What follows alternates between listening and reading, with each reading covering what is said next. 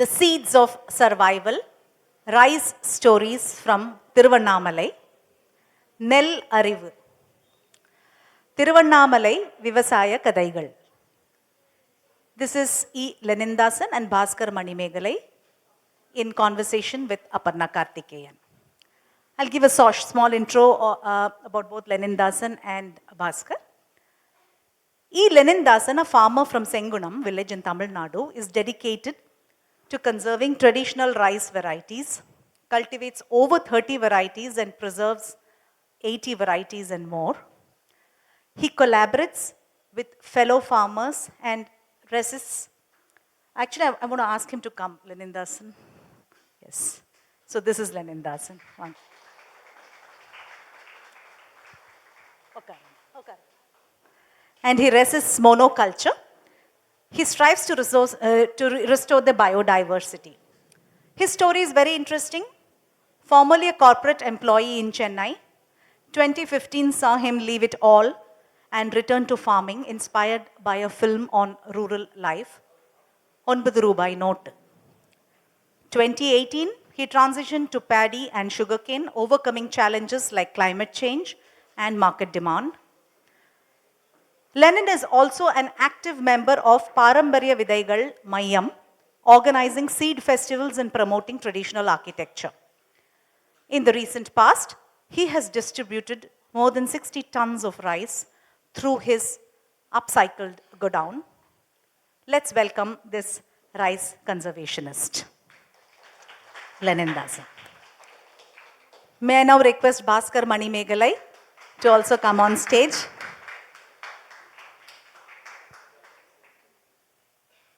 For many, he doesn't need an introduction.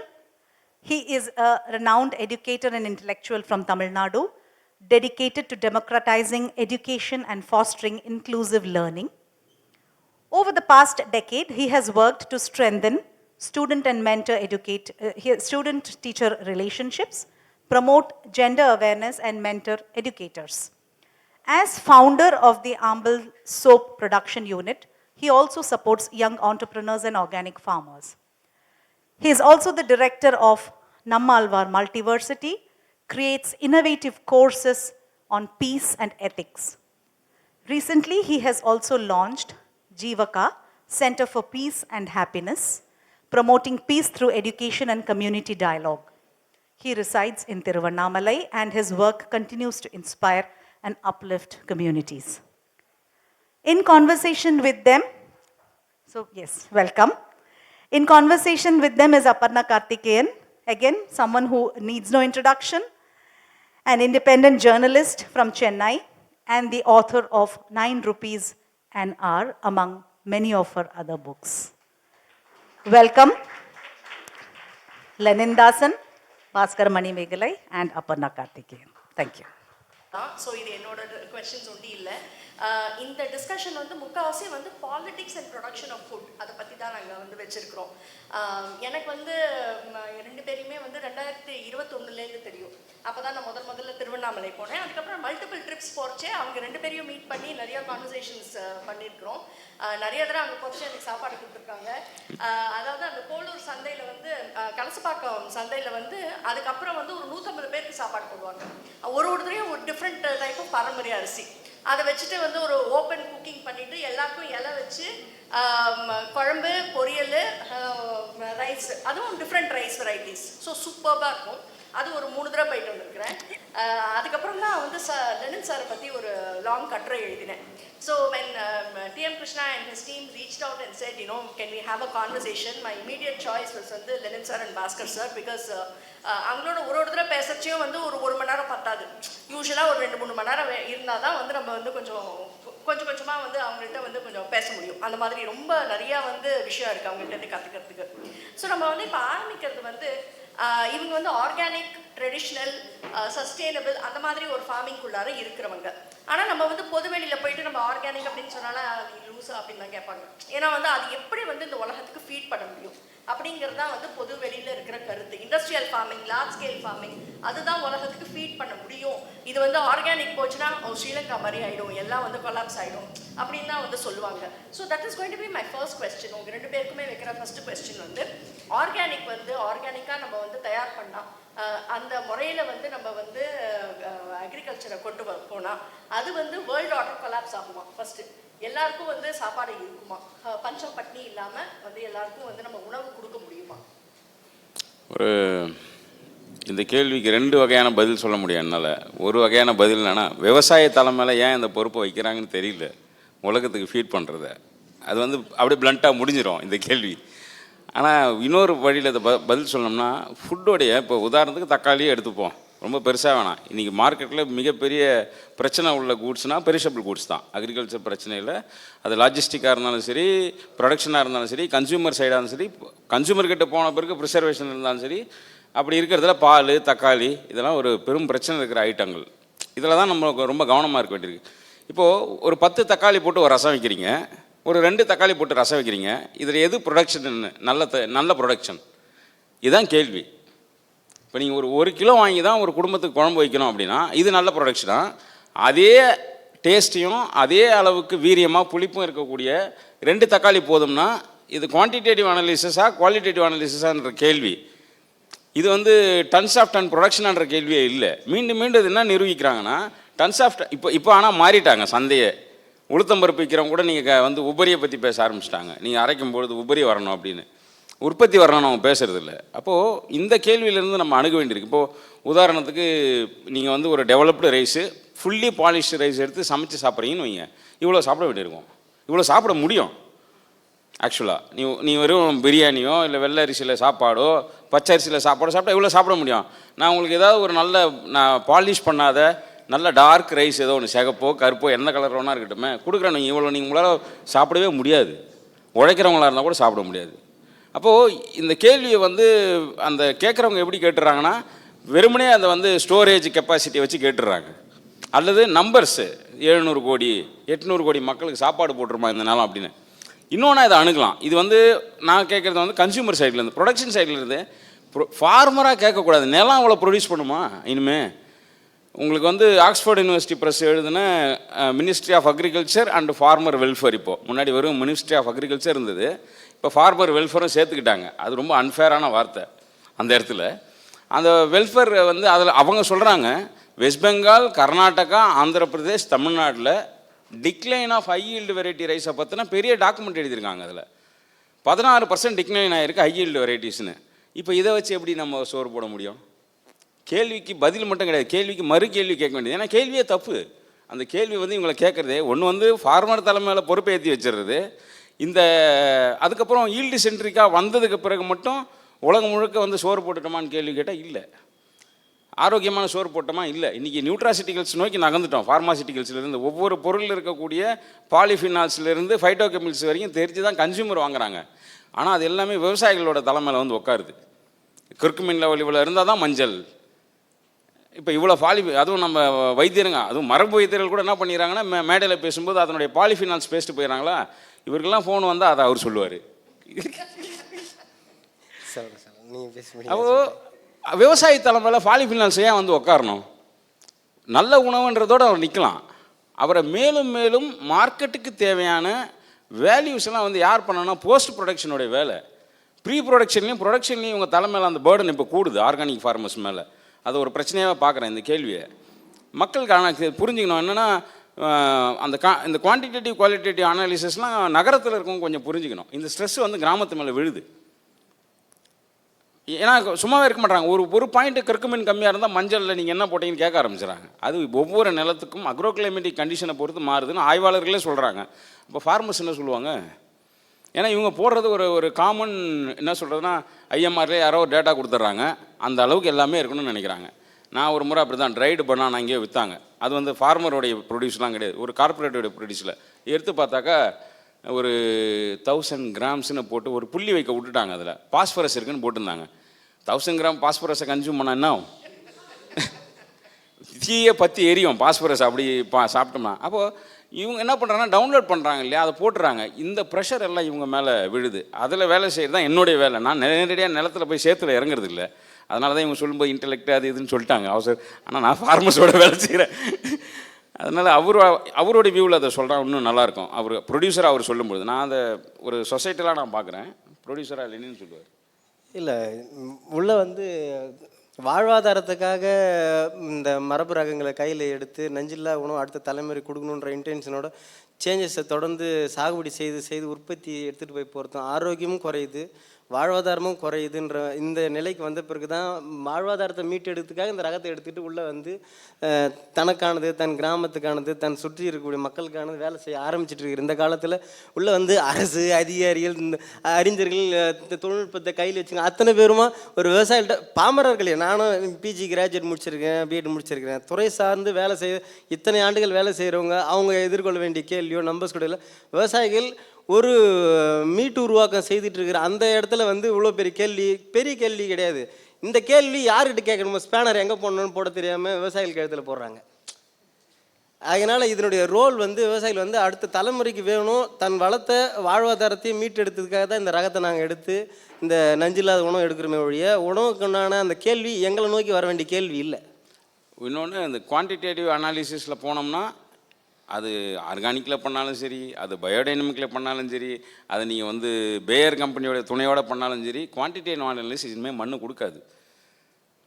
ஏன்னா நம்ம அந்தளவுக்கு மண்ணில் இருந்து அவ்வளோ சுரண்டிட்டோம், மண்ணை குறைச்சிருக்கோம், மண்ணுடைய தன்மை அதனுடைய சைக்கிளை கெடுத்துட்டோங்கிறேன். நான் குறைச்சிருக்கோங்கிறது வெறும் கெமிக்கலை மட்டும் குறை சொல்ல வரல, நிறைய சைக்கிளை நம்ம அதை உடைச்சிருக்கோம். அந்த சைக்கிளை ரீபில்டு பண்ண வேண்டியது தான் ஆர்கானிக் ஃபார்மிங்கோடைய வேலையை தவிர மீண்டும் ஈல்டு செல்ட்ரிக் பேசுகிறதுனால என்ன பிரயோஜனம் வரும்னு தெரியாது. ஏன்னா மறுபடியும் 10 தக்காளி உற்பத்தி பண்ண வேண்டியிருக்கும். 2 தக்காளி போதுங்கிற இடத்துல ஏன் 10 உற்பத்தி பண்ணணும் ஒரு விவசாயி? Super sir, thank you so much ரெண்டு பேரும் அந்த ஆன்சருக்கு. இப்போ வந்து இப்போ நீங்கள் இதோட ஒரு எக்ஸ்டென்ஷனாக நீங்கள் பார்த்தீங்கன்னா இப்போ வந்து ஒரு பாரம்பரியம் ஆர்கானிக் ட்ரெடிஷ்னல் வெரைட்டிஸ் எடுத்துகிட்டு வர்றதுல லெனின் சார் மாதிரி வந்து ஃபார்மர்ஸ் திருவண்ணாமலையில் நிறைய பேர் இருக்காரு. அவங்க மைக்கு ஸோ நிறைய பேர் வந்து திருவண்ணாமலையில் வந்து நிறையா அரிசி வகைகளை வந்து திருப்பி கொண்டு வந்துட்டு இருக்காங்க. இதெல்லாம் வந்து நம்ம ஒரு பொது புழக்கத்தில் வந்து போன அரிசி வகைகள்லாம் திருப்பி வந்துட்டு இருக்குது. இப்போ ஒரு சிட்டியில் என்ன மாதிரி இருக்கிறவங்களுக்கு வந்து மேக்ஸிமம் என்ன தெரியும்னா ஜீரக சம்பா தெரியும். அதுவும் எல்லாரும் இப்போ பிரியாணியில் வந்து ஜீரக சம்பா வந்ததுனால ஜீரக சம்பா தெரியும், கருப்பு கவுனி தெரியும். ஏன்னா அது வந்து ரொம்ப ஒரு பிளாக் ரைஸ் ரொம்ப எக்ஸாட்டிக்காக இருக்குது, அதில் பாயசம் பண்ணால் சூப்பராக இருக்குது, அதனால அந்த 2 வெரைட்டி தெரியும். இதை தவிர வந்து பொன்னி ரைஸ் அவ்வளோதான். ஸோ அதுவும் இன்னும் வந்து ஒரு அக்ரி பிஸ்னஸில் இருக்கிறவங்க வந்து என்ன சொன்னாங்கன்னா கன்சியூமர்ஸ்க்கு இன்னொன்று என்னென்னா புழக்கத்துலேருந்து போனதுனால அது எப்படி சமைக்கிறதுங்கிறதும் போயிடுச்சு. ஸோ இப்போ வந்து எல்லாரும் வந்து என்ன வாங்குறாங்கன்னா ஒரு டம்ளர் அரிசியில் வந்து எடுத்துகிட்டு அதை களைஞ்சிட்டு 3 டம்ளர் தண்ணி அதை ஊற்றி 3 விசில் விட்டால் அது அரிசி ஆகணும், சாதமாகணும் இல்லைங்களா? அதுதான் அதோட வந்து நம்மளோட வந்து ரிலேஷன்ஷிப் வித் ரைஸ் முடிஞ்சிடுது. கருப்பு கவுனியில் 3 டம்ளர் மட்டும் வச்சிங்கன்னா ரைஸே மட்டும்தான் வரும். பேடி ரிவர்ஸ் ஆகி பேடியாக கூட மாறிடும். ஸோ அந்த மாதிரி இப்போ நம்ம வந்து இந்த ரைஸ் வகைகள் ஒரு லட்சத்துலேருந்து இப்போ நம்ம வந்து ஒரு 100 அந்த ஒரு புழக்கத்தில் வந்து ஒரு 10 பிக் வெரைட்டிஸ் ஆஃப் ரைஸ் வந்து நம்ம கையாளதுனால என்ன நம்ம இழந்திருக்கிறோம்? சீட்ஸை தவிர என்ன இழந்திருக்கிறோம்? நம்ம மூளையை தான். என்னன்னா அதுக்கான அறிவு. மூளைன்னா அப்படியே மூளையை கட்டி வச்சுருது இல்லை. என்னன்னா அதுக்கான அறிவு ஒரு பொருள் இருக்குன்னா, இப்போ இவங்க கருப்பு கவுனின்னு சொல்கிறாங்க இல்லையா, கருப்பு கவுனியை பற்றின அறிவு, அதை பற்றின ஸ்டோரி, அதை பற்றின விழாக்கள், அதை பற்றின ஆரோக்கியம் எல்லாம் சேர்த்து தானே இழக்கிறோம். ஒரு டைவர்சிட்டிங்கிறது வெறும் ப்ராடக்ட் சார்ந்தது கிடையாது. அந்த டைவர்சிட்டிக்கு பின்னாடி இருக்கிற லைஃபு, அந்த டைவர்சிட்டிக்கு பின்னாடி இருக்க அவங்க ஆடு பற்றி பேசினாங்க, முன்னாடி பேசினாங்க, மாடு பற்றி பேசினாங்க. அதில் இருக்கக்கூடிய டைவர்சிட்டி குறைய என்ன சொல்கிறதுனா, ஒரு லேண்ட்லெஸ் விவசாயிக்கும் லேண்ட் உள்ள விவசாயிக்கும் பார்க்கும்போது நம்ம லேண்ட்லெஸ் விவசாயியை தான் நம்ம போய் தொடரோம். ஆனால் லேண்டு வச்சுருக்கவங்களே பார்த்தோம்னா இந்த டைவர்சிட்டி குறைய அவங்க வந்து டிபெண்ட் ஆகிடுறாங்க. ஒரு மோனோட்டனஸாக யாரோ ஒரு கம்பெனிக்காக இருக்கக்கூடியதை கேட்குற மாதிரி ஆயிடுறாங்க. இன்னொன்று இந்த வெரைட்டியிலேருந்து இழக்கிறது நான் முக்கியமாக பார்க்குறதுனா அந்த ஒரு விஷயத்தை பற்றின அறிவு தான். அதனால தான் மூலன்னு ரொம்ப பிளண்ட்டாக அப்படியே ஓப்பனாக சொன்னது காரணம் இங்கே இல்லை. நீங்கள் வெஸ்ட்டில் எடுத்துக்கிட்டாங்க கூட நிறைய வெரைட்டிஸ் ஆஃப் ஆப்பிள் இருந்திருக்கும், நிறைய வெரைட்டிஸ் ஆஃப் ஃப்ரூட் இருந்திருக்கும். குறைச்சி டிரான்ஸ்போர்ட்டேஷன் காரணமாகவோ இல்லை கன்சம்ஷன் காரணமாகவோ டைவர்சிட்டி குறைஞ்சி போயிடுச்சுன்னா அதை சுற்றி உள்ள அறிவு நம்மளை விட்டு போயிடும், ரெசிபிஸ் போயிடும், ஆரோக்கியம். இப்போ இவங்க வந்து 10 இலையை காட்டினாங்க, இந்த மாதிரி நம்மக்கிட்ட ஒரு 2000 இலை அழிஞ்சிருக்கும். பெஸ்டிசைடோ இல்லை வீடிசைடோ ஃபங்கிசைடோ அடிக்கிறோம். இப்போ புதுசாக ஃபங்கஸ் வந்து பெரிய பிரச்சனையாக இருக்குது இந்தியாவில் இந்த கிளைமேட் சேஞ்ச் இதனால. இப்போ ஃபங்கிசைடோ அடிக்கும்போது என்னென்னா இயல்பிலேயே குறைவான விலையில் ஒரு நல்ல உணவுப் பொருள், நம்ம மருந்தாக கூட பார்க்க வேணாம், மருந்துன்றது ஒரு துறை தனியாக விட்டுருவோம், அது மெடிசன் கிட்ட. பக்கத்தில் அவன் நிலத்துக்குள்ளே கிடைச்ச விஷயங்கள் இழந்ததுன்னா நெல் கிடையாது. நெல்லில் நீங்கள் வந்து ஒரு கம்பெனி வரையோ ஹைப்ரிட் வரையோ வாங்கி விதைக்கும் போது அதுக்கு துணையாக வச்சுக்கிற கெமிக்கல்ஸ் எல்லாத்தையும் போடும் பொழுது அவங்களுக்கு மலிவு விலையில், அவங்க சொன்னாங்கல்ல போவோம் பறிப்போம் வருவோம் இது பண்ணுவோம், நாங்கள் எங்களுக்கு எங்கள் வீட்டுக்கு சமையலாக மாறிடுன்னு. இன்றைக்கி விவசாயி வந்து அறுவடை பண்ணால் தான் அவருக்கு சமையல். கீரையை போய் பக்கத்தில் எங்கேயாவது வாங்கினா தான் அவர் கீரை, ஏன்னா அவரே அவர் கையால் அடிச்சுட்டு வரப்புலேருந்து அவர் கீரையை எடுத்து சாப்பிட முடியுமா? சாப்பிட மாட்டார். அந்த ஸ்மெல்லு நமக்கு தெரியும். எத்தனை பேர் அந்த லேண்டில் போனீங்கன்னா தெரியும். இந்த கெமிக்கல் அடிக்கிற இந்த நைட்ரஜன் பேஸ்ட்டோ பாஸ்பரஸ் பேஸ்ட்டோ ஏதோ நீங்கள் அடிக்கிற நிலத்துக்கு போனீங்கன்னா மறுபடியும் அந்த நிலத்துக்கு போகவே மாட்டோம். நம்ம தொடர்ச்சியாக அதை முதுகில் தூக்கி சுமந்து அடித்து அதில் வாழும்போது என்ன ஆகுதுன்னா அவங்க இழக்கிறது என்னென்னா பொருளாதாரத்தையும் சேர்த்து இழக்கிறாங்க. இப்போ இந்த வெரைட்டி குறைய ஒரு மோனோட்டோனஸாக போகிறது, அது பொன்னியோ அல்லது டெவலப் பண்ண நிறைய வெரைட்டி இருக்குது. அது போக பாஸ்மதி வந்து ரீசெண்டாக நிறைய ஸ்டடி பண்ணுறாங்க. இந்தியாவில் ஏற்றுமதிக்காக பாஸ்மதி வெரைட்டி நோக்கி நகர்றாங்கன்னு, பொன்னியை தாண்டி. அப்போது அதை நோக்கி போக மக்கள் இழக்கிறது ஒன்று அறிவு, இன்னொன்று அவங்களுடைய பொருளாதாரம், இன்னொன்று வந்து அவங்களுடைய லேண்டு. ஒரு காலகட்டத்துக்கு அப்புறம் நான் விவசாயி கடங்காரனாமை நிலத்தை வித்துடுறான். இது மூணையும் சேர்த்து இழக்கிறதா இந்த டைவர்சிட்டியில் இழக்கிறதா நான் பார்க்குறேன். நீங்கள் என்ன பார்க்குறீங்க? இல்லை, அதில் நிறைய உண்மையை இழக்கிறோன்னு நினைக்கிறேன். இப்போ வந்து சென்னை வந்த கேள்வியோட தொடக்கத்தில் சொன்னாங்க சீரக சம்பா தெரியும், பொன்னி தெரியும்னு சொல்லிட்டு. நகரத்தில் இருக்கிறவங்களுக்கு மீடியாவில் வரக்கூடிய அந்த ரகங்கள் பேர் தான் தெரியும். கிச்சிலி சம்பா நெல் விளைச்சின்னு பாட்டில் வரது, பாகிராஜ் ஒரு படத்தில் வந்து ஒட்டடியாங்குதா வைகுண்டாக்குதான்னு ஒரு படத்தில் கேட்பாங்க. அந்த படம் பேர் எனக்கு சரியாக தெரில. மீடியா வழியாக வரக்கூடிய பேர் மட்டும்தான் நகரத்தில் இருக்கிறவங்களுக்கு தெரியும். இப்போ நான் நேராக சொல்கிறேனே, சிவகுமார் ஐயா மருத்துவர் இருக்கார், அவர் கருப்பு ஊனி மாப்பிள்ளை சம்பா எல்லா மேடையிலையும் பேசியிருக்கிறாங்க. அண்ணா கூட பேசியிருக்கிறாங்க. அரிசியில் பிரபலப்படுத்துறதுக்காக இல்லை, கருப்பு ஊனி நெல்லை வந்துடும் சொல்கிறாரு இல்லையா. அந்த வட்டார ரகங்களே இழந்துடும். குள்ளங்காரு, வாடஞ்சம்பா, நீங்கள் சம்பா மோசனம், நீங்கள் வந்து ஒவ்வொரு வட்டாரத்தில் இருக்கிற பேரே இழந்துட்டு பாரம்பரியம்னா கருப்பு ஊனி மாப்பிள்ளை சம்பான்னு தான் தெரியுது. நீ இப்போ பேசும்போது எனக்கு உள்ள கோபம் வருது. எங்கள் ஊர் குள்ளங்காரையும் வாடஞ்சம்பாவே ஒரு சொல்ல மாட்டேங்கிறாருன்னு சொல்லிட்டு. ஏன்னு கேட்டிங்கனாக்கா பாரம்பரியம் வரும்போதே வந்து அதுலேயே சூப்பர் ஹீரோஸ் மாதிரி இருக்கிற தான் வந்து இருக்குது. ஏன் எங்கள் கருப்பு மணி இட்லி வேகும் போது எங்கள் குள்ளங்கார் வேவாதா, வாடஞ்சம்பா வேவாதா? அது மாதிரி உண்மையே போகுது. அது இல்லாமல் புழுதியிலே விதைச்சு இந்த ஆப்ஷனல் வேல்யூன்னு சிலதெல்லாம் இருக்குது. அந்த டேர்ம்லாம் அப்புறம் சொல்லலாம். ஒரு 70 நாள் தான் உங்களுக்கு தண்ணி வளம் இருக்குதுன்னு கேட்டிங்கனாக்கா அந்த ப்ராக்டிஸ் மெத்தட் புழுதியில் வச்சுட்டு அதில் கலப்பை ஓட்டுறது, அந்த கலப்பை இருந்துருக்குறோம். முறம் இதை புடச்சி எடுக்கிற மானாவரியில் போனால் நெல்லை தாண்டி போனால் மானாவரிக்கு 7 வகையான முறம் இருக்குதுன்னு எங்கள் பகுதி ஆசிரியர் அறுவடை நம்பி சார் சொல்லுவார். அவ்வளோ மானாவரி அறிவு வெறும் மூளைன்னு சொல்லல, அதை பயன்படுத்துறது, சாகுபடி பண்ணுறது, உணவு உட்கொள்கிறது, இப்படி பல தரப்பில் இருக்கக்கூடிய அறிவு அதனுடைய உண்மையே போகுது. அதுதான் பெரிய எரோஷன், பெரிய இழப்பு. இன்னொன்று டயபெட்டிக் பேஸ்டாகவே நீங்கள் பார்த்தீங்கன்னா கஷ்டம். இன்றைக்கி வந்து பாரம்பரிய அரிசினா கூட முதல்ல வர ஃபோனோ அது விவசாயிங்களே என்ன ஆகிட்டாங்கன்னா, இப்போ நாங்கள் காலையில் வரும்போது திண்டிவனத்தை நிறுத்தணும் காஃபி குடிக்கிறதுக்கு. நிறுத்திட்டு போய் உள்ளே நுழையிறோம். எனக்கு எப்பயுமே ஒரு க்யூரியாசிட்டி உண்டு. எந்த பொருளாக இருந்தாலும் அது எந்த கம்பெனி இருந்தாலும் எடுத்து பார்க்கணுன்னு ஒரு க்யூரியாசிட்டி இருக்கும். அப்போது டயா லட்டு அப்படின்னு இருந்தது. நான் கூட டயாமீட்டரில் பெருசாக இருக்கும் போல இருக்குது ஃபஸ்ட்டு எடுத்தது எனக்கு அப்படி தோணுது. நம்ம வாதியார் வாரியா டயானோடனே டயாமீட்டர் ரேடியஸ் அப்படி போகுது πr². சரி டயா லட்டுனா அப்புறம் தான் எனக்கு வருது, ஓ இந்த டயானா டயாபெட்டிக்காக தான் இருக்கணும். போய் எடுத்தால் ஃப்ரக்டோஸ் வந்து 17% இருக்குது லட்டில்.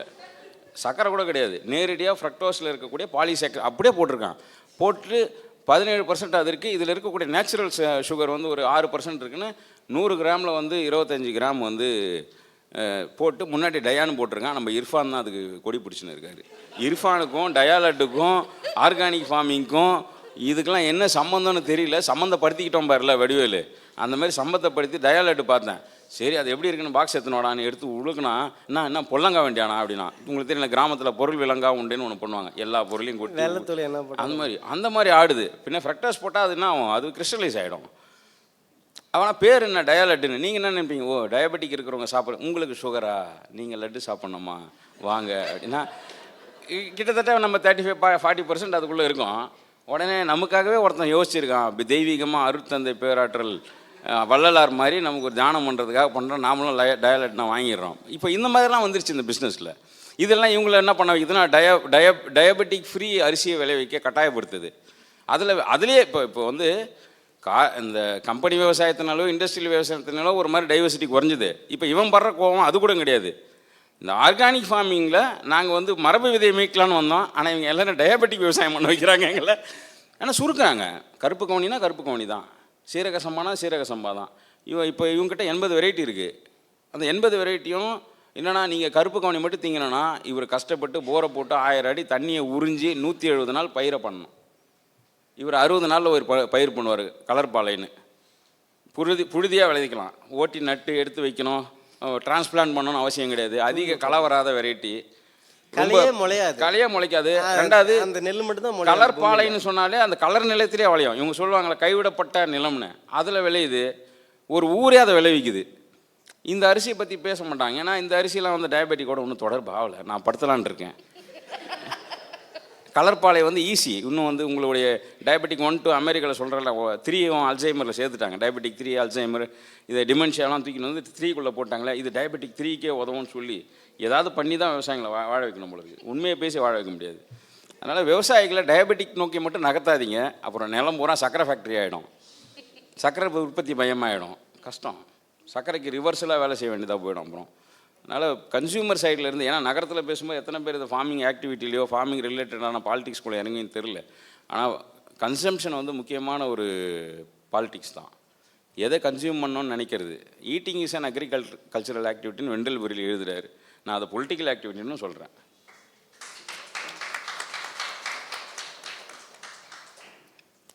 சரி, இப்போ வந்து புறம்போக்கு இன்னைக்கு வந்து நம்ம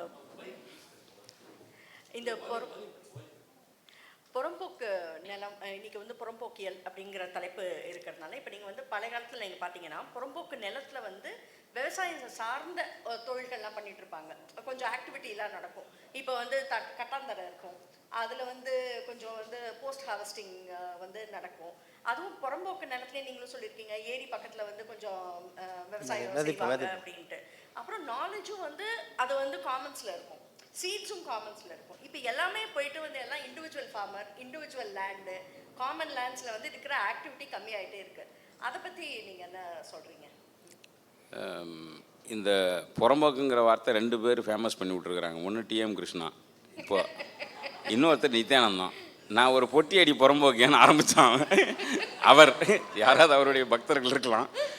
நான் ஒரு புறம்போக்கு அண்ணாமலையார் கோயிலில் ஒரு வாங்கி சாப்பிட்டு வாழ்ந்தோன்ற மாதிரி. அதுக்கப்புறம் மீண்டும் அந்த வார்த்தையை ஒரு நல்ல முறையில் பயன்படுத்துவதற்காக சென்னை தான் அதை யூஸ் பண்ணியிருக்கேன். எனக்கு சென்னை வந்து வள்ளலார் சொல்கிற மாதிரி இது ஒரு சீர்மிகு சென்னை, தர்மமிகு சென்னைன்னு சொல்லுவாங்க. எத்தனை பேர் சென்னையை வெறுத்து பேசினாலும் சென்னையில் ஒரு இன்க்ளூசிவ்னஸும் ஒரு என்ன சொல்கிறது, ஒரு லெஸ் ஸ்ட்ரெஸ்ஃபுல்லான அந்த சோஷியல் ஸ்ட்ரெஸ் இருக்கும்ல, இந்த சாதி மத ஸ்ட்ரெஸ் குறைவாக இருக்கிற இடமா நான் பார்க்குறேன் தமிழ்நாட்டில். நான் ட்ராவல் பண்ண வகையில் அந்த வகையில் இந்த புறம்போக்குன்ற வார்த்தையை அழகாக மாற்றது சென்னை தான். இன்றைக்கி வந்து புறம்போக்கு நேரம் திட்டினாங்கன்னா சென்னையில் நாங்கள் அந்த நிகழ்ச்சிக்கு போனோம்னு தான் சொல்லுவாங்க, புறம்போக்குன்னு ஃபீல் ஆக மாட்டாங்க. அந்த வகையில் நித்யானந்தத்துக்கு பிறகு டிஎம் கிருஷ்ணா, ஏன்னா 3வது முறைன்னு நினைக்கிறேன் இந்த புறம்போக்குங்கிற வார்த்தையை ரொம்ப பிரபலமாக நகர்த்துனது. 2 முறை பாட்டு வழியாகவும் 1 முறை இதுலையும். ஆனால் ஊருக்குள்ளே புறம்போக்கு அப்படின்னா குறிப்பாக விவசாயிகளோட கால்நடை வைத்திருப்பவர்கள் தான். விவசாயியுடைய ஆன்சிலரியான கால்நடை வைத்திருப்பவர்கள் தான் இந்த புறம்போக்குனால, புறம்போக்கு நிலங்களை வேலியாக்கினதுனால உங்களுக்கு ரேன்ச்சிங் அல்லது ஹெர்டிங் அல்லது ஏதோ ஒன்று அது குறைஞ்சிது. குறிப்பாக ஆடு மாடுகளுடைய வருவாயை விவசாயிகள், ஏன்னா அதுதான் சப்போர்ட் சிஸ்டம் அவங்களுக்கு. விவசாயிகளுக்கு வந்து வெறும் நெல், வெறும் காய்கறி, பால் மட்டும் போதுமானதாக இருக்காது. மாடு ஆடுங்கிறது மிக முக்கியமான, கோழிங்கிறது, கோழி கூட பரவாயில்ல, ஆனால் மாடு ஆடுக்கான விஷயங்களை ஃபென்சிங் மூலமாகவும் அதை க்ளோஸ் பண்ணிட்டாங்க. இப்போது ஒரு நிலத்திலேருந்து இன்னொரு நிலத்துக்கு மாடு வந்து ட்ராவல் பண்ணுறதே கிடையாது இப்போது கிராமங்களில். அப்போது என்ன ஆகுதுன்னா, மாட்டை வளர்க்கணுன்னா நீங்கள் தீனியை உற்பத்தி பண்ணணும். முன்னாடி மாட்டுக்கு தீனியை உற்பத்தி பண்ண வேண்டிய அவசியம் கிடையாது. இன்றைக்கி மாட்டுக்கு தீனி உற்பத்தி பண்ண வேண்டிய ஸ்ட்ரெஸ்ஸும் விவசாயம் மேலே இருக்குது. அதனால தான் ஒரு மாடை கைவிடுறாரு. ஏன்னா நேரத்துக்கு பால் கறக்கணும், அதுக்கு நேரத்துக்கு தீனி போடணும், அதுக்கு ஒரு மெனக்கிட்டு ஒரு லேண்டை ஒதுக்கி. இப்போ ஸ்மால் ஃபார்மர்ஸை பற்றி நம்ம பேசுகிறதே இல்லை. ஸ்மால் லேண்ட் ஹோல்டிங்ஸுக்கும் 50 சென்ட் 1 ஏக்கருக்குள்ளே இருக்கிறவங்களாம் அதுக்குள்ளே மாடு வளர்த்துருப்பாங்க முன்னாடி. அவங்களுக்கு மாடு பெரிய ரிசோர்ஸ். ஏன்னா அந்த 1 ஏக்கரை வச்சு வருஷத்துக்கு 20,000 ரூபா பண்ணுறதே கஷ்டம். 20,000 பண்ணுறது ரொம்ப பெரிய கஷ்டமான வேலையாக இருக்கும். இப்பவும் சொல்கிறேன், அவர்களுக்கெல்லாம் என்ன உதவியாக இருக்குன்னா இந்த ஆடு மாடு கோழின்ற அந்த ஆன்சிலரி தான். ஒரு சின்ன டூல்ஸ் பண்ணுறது, ஒரு மம்டி விற்கிறது, ஏதோ ஒன்று வத்தல் போட்டு விற்கிறது அப்படின்றது இருக்கும். இது எல்லாமே பொது மேய்ச்சல் நிலங்களை, அது ஊரை பொறுத்த வரைக்கும், இங்கே புறம்போக்கு ஒரு மாதிரினா ஊரை பொறுத்த வரைக்கும் புறம்போக்கு என்பது மனிதர்களுக்கான மட்டுமா இல்லாமல் அது நீர்நிலைகளாகவும் அந்த நீர்நிலைகளை ஒட்டி இருக்கக்கூடிய ஜீவன்கள், குறிப்பாக அந்த மாடு, கோழி, பன்னி இது எல்லாமாவும் இருக்குது. அது இந்த இதிலேருந்து பிரிஞ்சு போகிறது தான் முக்கியமான அரசியலாகவும் பார்க்குறேன், வாழ்வாதாரம் பொருளாதாரமும் அதில் பார்க்குறேன்னா. அதற்கு பிறகு தான் இந்த புறம்போக்கு வந்து விவசாயிகளுக்கு எப்படி உதவியாக இருக்குன்னா, விவசாயிகள் மானாவாரி விவசாயிகள் பண்ணுறவங்களுக்கு தான் புறம்போக்கை பற்றி தெரியும். 1000 அடி போர் போகிறவங்களுக்கு அது புரியாது. ஏன்னா அந்த புறம்போக்கை அவங்க வந்து பட்டாவை ஆக்கிட்டாங்க. ஆனால் மானாவாரி விவசாயம் பண்ணுறவங்க தான் வானத்தை நம்பி இருக்கிறவங்க. புறம்போக்கு அப்படின்னா புறம்போக்கை நம்பி நாம் இருக்கோம், ஆனால் புறம்போக்கெல்லாம் வானத்தை நம்பி இருக்குது. இந்த கனெக்ஷன் கட் ஆகுது. புறம்போக்கை நீங்கள் போர் போட ஆரம்பித்து அதை ஏதோ ஒன்று பண்ண ஆரம்பித்து அதை எதா பண்ணிங்கன்னா இந்த சைக்கிளை நம்ம மறந்துடுவோம். நமக்கு மழை வேணுன்ற அவசியம் போயிடும். இப்போ போருன்றது வெறுமனே பூமியை தோன்றாங்க, தண்ணி எரிச்சு ஊற்றிடுறாங்க, பவர் சென்ட்ரிக்காக மட்டும் பார்க்கக்கூடாது. போரை நீங்கள் நம்பி வந்தீங்கன்னா மேலே கிடக்கூடிய பருவத்துக்கோ கிளைமேட் சேஞ்ச் சம்மந்தமாக சிந்திக்கவே மாட்டோம். ஏன்னா உள்ளே தான் தண்ணி இருக்குது. மேலேருந்து நம்ம ஏன் எதிர்பார்க்கணும்? ஏன் மேலேருந்து வரைய தேக்கி வைக்கணும்? ஏன் குளத்தை சீர் பண்ணணும்? ஏன் ஏரியை சீர் பண்ணணும்? யோசிக்க மாட்டோம். ஏன்னா 1000 அடி போடுறோம், 2000 அடி போடுறோம், டெக்னாலஜி வருது. இன்னும் கொஞ்ச நாள் போனாக்கா பெரிய எக்ஸ்கவேட்டர்லாம் விட்டு அப்படியே கிணறே உள்ள 1000 அடிக்கு போட்டாலும் போடுவோம்னு நினைக்கிறேன். அதனால் வானத்தை நம்புறதை மறந்துடுவோம் புறம்போக்கை விட்டோம்னா. ஆனால் புறம்போக்கில் இருக்கும்பொழுது வானத்தை நம்புவோம். வானத்துலேருந்து வரக்கூடிய ரிசோர்ஸை மெயின்டைன் பண்ணுவோம். இது ஒரு பெரிய இழப்பாக நான் பார்க்குறேன். பொதுவாக எல்லாம் சேர்த்து லெனின் சொல்லணும். அண்ணா சொன்னதில் அது பிகினிங் ஸ்டேஜ் ஹிஸ்ட்ரி அண்ணா சொன்னார். இது இந்த மாணவர் நிலத்தில் இருக்கக்கூடிய சிக்கலை பற்றி சொன்னார். நஞ்ச நிலத்திலே பொதுவான ஒரு அம்சங்கள் இருக்குது. உதாரணத்துக்கு யாரோ ஒருத்தர் பயிர் இதை கிரெடிட் வந்து அறிவுடை நம்பி சாருக்கு நான் சொல்லிட்டு சொல்கிறேன். அவர் ஜவாத் மலையில் கம்பளம்னு ஒரு முறை இருக்குது. நீங்கள் வந்து யார் ஃபஸ்ட்டு அறுவடை வருதோ அல்லது மூத்தவங்க அவங்களால் அறுவடை பண்ண முடியாதோ அந்த கிராமத்து மக்கள் கும்பலாக சேர்ந்து அதை அறுத்து அவங்களுக்கு தானியத்தை கொடுத்துட்டு அடுத்த வேலையை போய் செய்வாங்க. ஊராக சேர்ந்து முடியாதவங்களதோ அல்லது ப்ரையாரிட்டைஸ் பண்ணி அதை அறுவடை செய்து அதை கொடுத்துட்டு போவாங்க. அது வந்து லொக்கேஷனுக்கு தகுந்த மாதிரி அது மாறிடுது. உதாரணத்துக்கு மலை உச்சியில் நான் சொல்கிறது, இது கம்பளம்ன்ற முறை இருக்கிறது. சமுதாயமாக சேர்ந்து ஒரு பொது விஷயத்தை செய்திருது. கீழே வர மாத்தாள் சிஸ்டம்னு இருக்குது. மாத்தாள்னு கேட்டாக்கா இன்றைக்கி இவங்களுக்கு நடுன்னு கேட்டாக்கா எதிர் விட்டால் பக்கத்து விட்டாலாம் போய் நட்டு கொடுத்துட்டு வருவாங்க, இல்லை சாலை போட்டு கொடுப்பாங்க, இல்லை நாற்று வாரி போட்டு வருவாங்க. இது மாதிரி பணத்தை எடுத்துகிட்டு போகிறதுக்கு முன்னாடி உழைப்பை பொதுவில் வச்சுப்பாங்க. கால்நடை இவங்களுக்கு தீனி இல்லைனாக்கா அவங்க கொடுப்பாங்க. இவங்க பயிர் அறுவடை பண்ணுற வரைக்கும் இவங்க தண்ணி ஈரமாக வச்சுருப்பாங்க. வைக்கோல் வந்து காய வைக்கிறதுன்னு கேட்டாக்கா கும்பலாக சேர்ந்து போய் எடுத்து வைப்பாங்க. இந்த பொதுவான எது பாதகம் அந்த வட்டாரத்தில் ஒன்று குடும்பத்துக்காக இருந்தாலும் சரி, அந்த ஊருக்காகனாலும் சரி ப்ரைவேடைஸ் பண்ணி அதை செய்துட்டு இருப்பாங்க. இப்போ இந்த டெக்னாலஜி வந்த வகையில் அறுவடை மிஷின் வந்துடுது, எல்லாமே இண்டிவிஜுவலைஸ் ஆகிட்டாங்க. இந்த டெக்னாலஜிஸ் வந்து இந்த இப்போ இது வந்து நான் மாடர்னாக இப்போதைக்கு ஒரு 10 வருஷமாக நடந்துகிட்டு இருக்கிற கனெக்ஷன் கட்டு நான் சொல்கிறேன். இந்த அறிவு தேவைப்படாமல் போச்சு இந்த தொழில்நுட்பம் வந்து. அதனால் இன்னும் சமூகத்தை அருகாமல் இருக்க மனுஷனை சார்ந்து இருக்க வேண்டிய நிர்பந்தம் இல்லாமல் போயிட்டு கையில் இருக்கக்கூடிய இன்ஃப்ளூயன்ஸு இது தொழில்நுட்பத்தை யூஸ் பண்ணி போக ஆரம்பிச்சது. இண்டிவிஜுவல்ன்ற ஒரு விவசாயி இண்டிவிஜுவலாக இருக்க முடியாது. இண்டிவிஜுவல் விவசாயின்னு ஒரு டேர்மே நீங்கள் சொல்லி தான் எனக்கு இல்லைடா விவசாயி தனியாக சொல்கிறாங்களே எனக்கு தோணுது. ஆனால் நான் போன ஒரு 3 மாதம்னா 6 மாதம் முன்னாடி கலசப்பாக்கம் மீட்டிங்கில் நானே தான் சொன்னேன். விவசாயம் என்னமோ என்ன வந்து மாடு 4 இருக்கும், தாத்தா பாட்டி இருப்பாங்க, பெரியப்பா இருப்பாங்க. ஆனால் விவசாயிகள்கிட்ட இப்போதைக்கு அதுவும் ஒரு கொஞ்சம் வசதி உள்ள விவசாயம், டிராக்டர் இருக்கும், கொஞ்சம் களை இருக்கும், நெல் மூட்டை வச்சு வீடு இருக்கும். கொஞ்சம் கொஞ்சமாக இழந்த விவசாயிகள்கிட்ட என்ன இருக்குன்னா 2 கையும் 2 காலும் மட்டும்தான் இருக்கும், நிலம் மட்டும்தான் இருக்கும். தானியம் விற்கிறதுக்கு இடம் இருக்காது, வச்சாக்கா காசு பணம் புழக்க பண்ண முடியாது, எதுவுமே சாக்கு பையே இருக்காது, தார் பையே இருக்காது. நெல் அறுத்து நான் லொக்கேஷன் சொல்கிறேன் கேட்டுக்கோங்க. டெம்பிள் ரன் கேம் எல்லாருக்கும் தெரியும்னு நினைக்கிறேன். நீங்கள் வந்து எங்கள் ஊர் அண்ணா சிலையில் இருந்து ஒரு 2 கிலோமீட்டர் தாண்டினோடனே ஜவாது மலை வந்து ஒரு 8 கிலோமீட்ரு 9 கிலோமீட்டரில் மலை ஸ்டார்ட் ஆகிடும். அந்த 6 கிலோமீட்டர் டிஸ்டன்ஸ் நீங்கள் நெல் மேலே டெம்பிள் ரன் விளாட்லாம். அவ்வளோ நெல் காய வைக்கிறது என்கிட்ட களம் இருக்காமல் ஒரே நேரத்தில் மொனோட்டனஸாக உற்பத்தி ஆகி அவ்வளோ நெல் உற்பத்தி ஆகி ஈர நெல்லுன்னா அது எதுவுமே காய வைக்கிறதுக்கு இடம் இல்லை, எதுவுமே போடுறதுக்கு இடம் கிடையாது. ஸோ அந்த கனெக்ஷன் கட்டானது எவ்வளோ தூரத்துக்கு உங்களை எட்டுன்னு வந்து செய்து வருங்க. தார் ரோடு பூரா களமாக இருக்குது.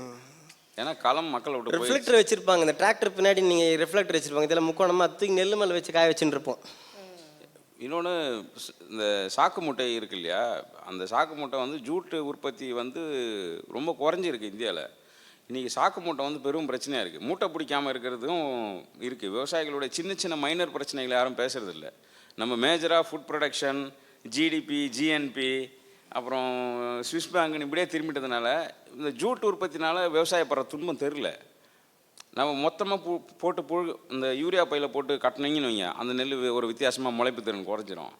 மாய்ச்சருடைய நீங்கள் 6 மாதம் நெல் இருப்பு வச்சிங்கன்னா பிளாஸ்டிக் யூரியா பையில் நீங்கள் அந்த பை வந்து திரும்ப யூஸ் பண்ண முடியாது, அந்த ப்ரெஷர் தாங்காது, அது கட்டு விட்டுரும். 6 மாதம் கழிச்சு நீங்கள் நெல்லே எடுக்க முடியாது, தூக்க முடியாது, மூட்டையாக தூக்க முடியாது. இன்னும் வந்து தகர கொட்டாவில் வச்சிங்கன்னா அந்த ஹீட் அப்படியே உள்ளே இறங்க.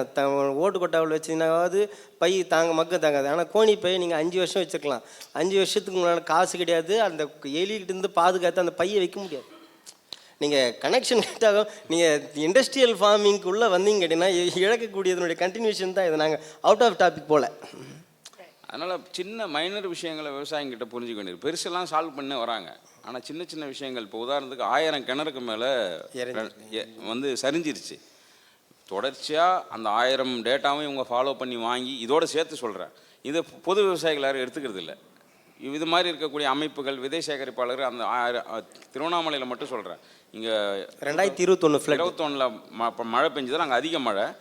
ஒரு கிணறுங்கிறது இன்றைக்கி வந்து லேண்ட் வேல்யூ படியே 10 லட்சம் ஒரு கிணறு இருந்தால், பேப்பர் வேல்யூ படி. ஆனால் அந்த கிணறை வெட்டவே முடியாது. இதுக்கு எதாவது செஞ்சோம்னா கிடையாது. நம்மளுடைய கவனம் முழுக்க எங்கே இருக்குனாக்கா ஒரு அர்பன் நோக்கி தான் இருக்குது. ஃப்ளட்டுனா கூட கிராமங்கள் எத்தனை கிணறு இருந்ததுன்னு யாருக்கும் தெரியாது. சேலத்துலேருந்து சென்னை வரைக்கும் 80,000 கிணறு இருக்குதுன்னு ஒரு டேட்டா இருக்குது. அதில் திருவண்ணாமலையில் ஒரு குறிப்பிட்ட 4 கிராமத்தில் மட்டும் 1000 கிணறு எழுந்திருக்குன்னு இவங்க கணக்கு எடுத்திருக்காங்க. அவர்களோட நேரடியாக பேசியிருக்காங்க. இந்த விதைக்கு மட்டும் வேலை செய்கிறதில்ல, இதோட இதெல்லாம் கனெக்டடு. ஒரு கிணறு போயிடுச்சுன்னா கஷ்டம். போர் போட மாட்டேன்னு அடம் பிடிக்கிற விவசாயிங்க இருக்காங்களா, அவர் கிணறு இருந்தால் என்ன பண்ணுவார்? ஒரு எத்திக்கல் டைலமா வந்துடுது. ஃபுட் செக்யூரிட்டி வந்து தஞ்சாவூர் மாவட்டத்துக்கு உங்களுக்கு ஆறு பற்றி நீ பேசுனா, திருவண்ணாமலை மாவட்டத்தில் கிணறு டைரக்ட்லி ப்ரொபோஷனல் டு கிணறு. அங்கே தஞ்சாவூர் ஆறு பாதிக்கிற மாதிரி தான் இங்கே கிணறு. ஏன்னா இங்கே ஆற்று பாசனம் குறைவு. அப்போ கிணறு இழந்துருக்குறாங்க. 2021 4-5 கிராமங்களில் மட்டும் 1000 கிணறுகள் சரிஞ்சு மூடி இருக்குது. அது டேட்டா எடுத்து எவ்வளோ பண்ணி முயற்சி பண்ணி ஒன்றும் நடக்கலை. இந்த மாதிரி விஷயம்லாம் நகரத்தில் இருக்கிறவங்க கொஞ்சம் பொலிட்டிசைஸ் ஆகி புரிஞ்சு இதை அரசு பார்வை கொண்டு போகிறதா, இதெல்லாம் தான் யோசிக்கிறோம். இங்கே வந்த பிறகு நாங்கள் கருப்பு கவனியை விற்றுவிட்டு போக முடியாது. ஏன்னா கொஞ்சம் புத்தி உள்ளவங்களாக இருக்கிறதுனால நாங்கள் டயபெட்டிக் மட்டும் பேசிட்டு போயிட முடியாது. ஆனால் இதெல்லாம் பண்ண வேண்டியிருக்கு. அரசாங்கம் கிணறு எப்படி பார்க்குது, அரசாங்கம் கால்நடை எப்படி பார்க்குது, புறம்போக்கு நிலங்கள் எப்படி மேய்ச்சல் நிலமாக பயன்படுத்தப்படுது, இந்த பார்வை தொடர்ச்சியாக உரையாடினா மட்டும்தான் கிராமங்கள் என்ன சொல்கிறது செழிப்படையன்னு சொல்ல முடியாது. கிராமங்கள் வாழும், கிராமங்கள் வேணும். கிராமன்றது வந்து இப்போ வந்து க்ரீன் கவர் வேணும்னு சொல்கிறாங்க இல்லையா, மரத்தை பட்டு க்ரீன் கவராக நம்பி வாழ முடியாது. நிலம் இருந்தால் தான் மரமே. அதனால் கிராமங்கள் உங்களுக்கு இந்தியாவில் க்ரீன் கவர் வேணும்னா கிராமங்கள் வாழ்ந்து தான் ஆகணும்.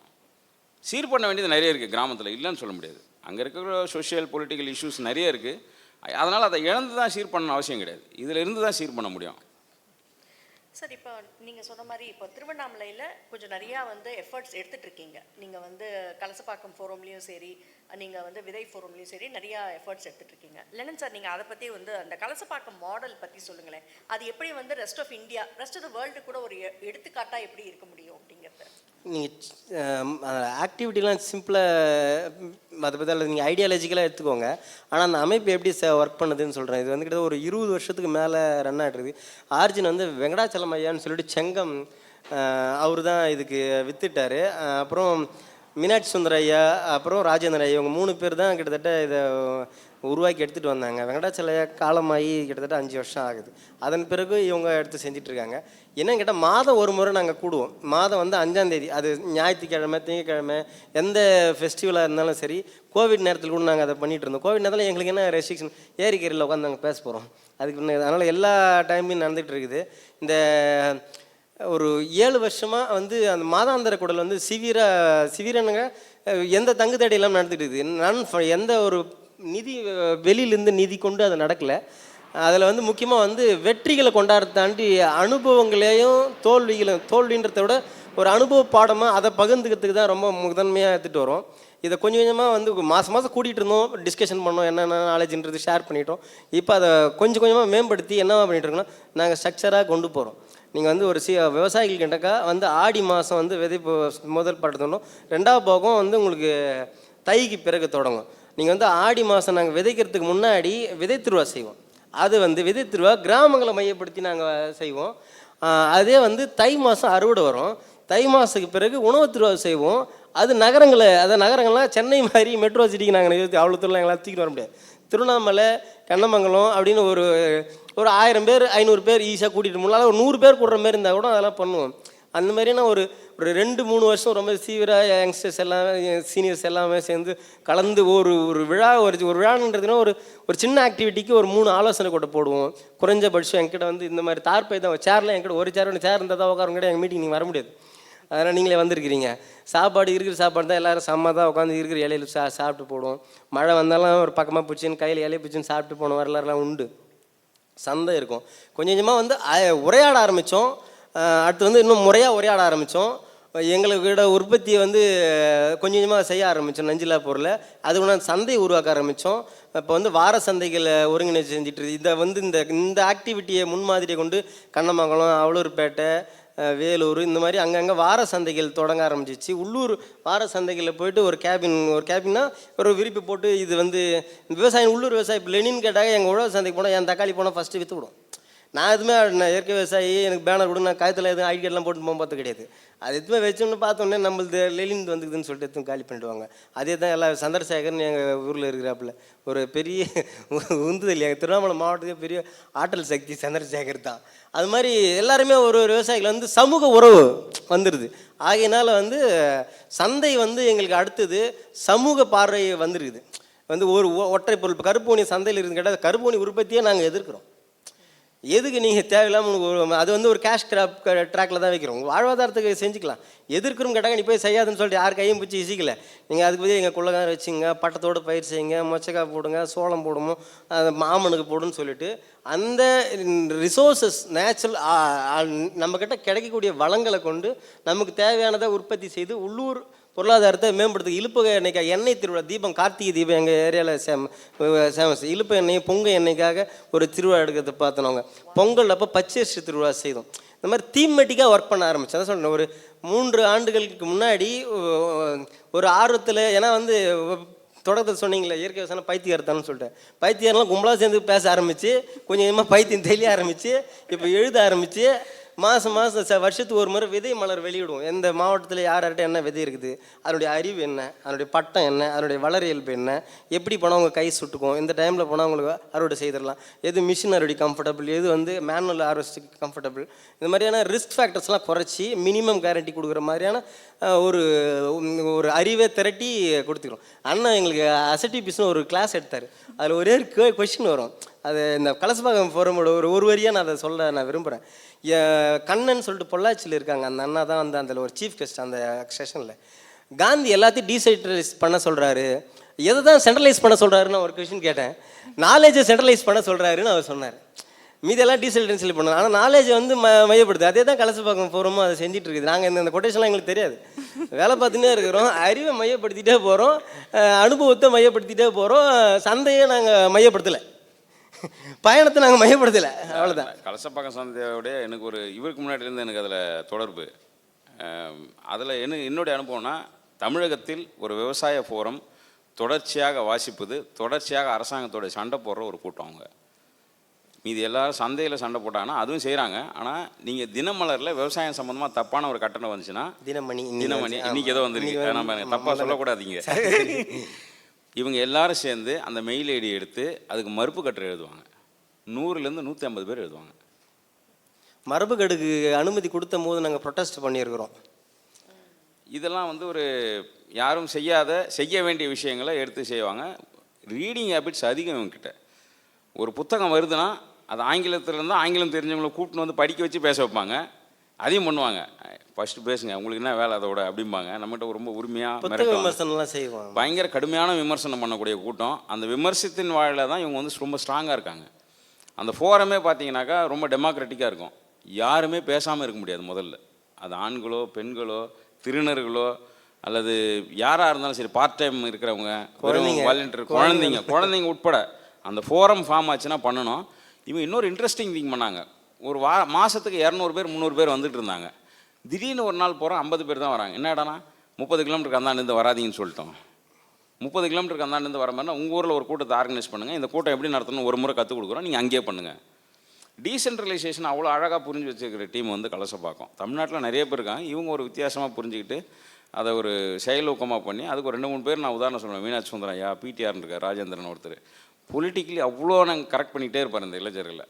அதை எல்லாருமே வந்து இந்த என்ன சொல்கிறது, ஒரு ஒரு சந்தையை நோக்கி நகர்த்தும் போது சந்தை எந்த அளவுக்கு முக்கியமோ அந்த அளவுக்கு அவர் சஸ்டைனபிலிட்டி பேசுவார், டீசென்ட்ரலைசேஷன் பேசுவார். ஒரு காலகட்டத்துக்கு அப்புறம் எக்ஸ்பர்டைஸ் பேச ஆரம்பிச்சிட்டார் அவர்.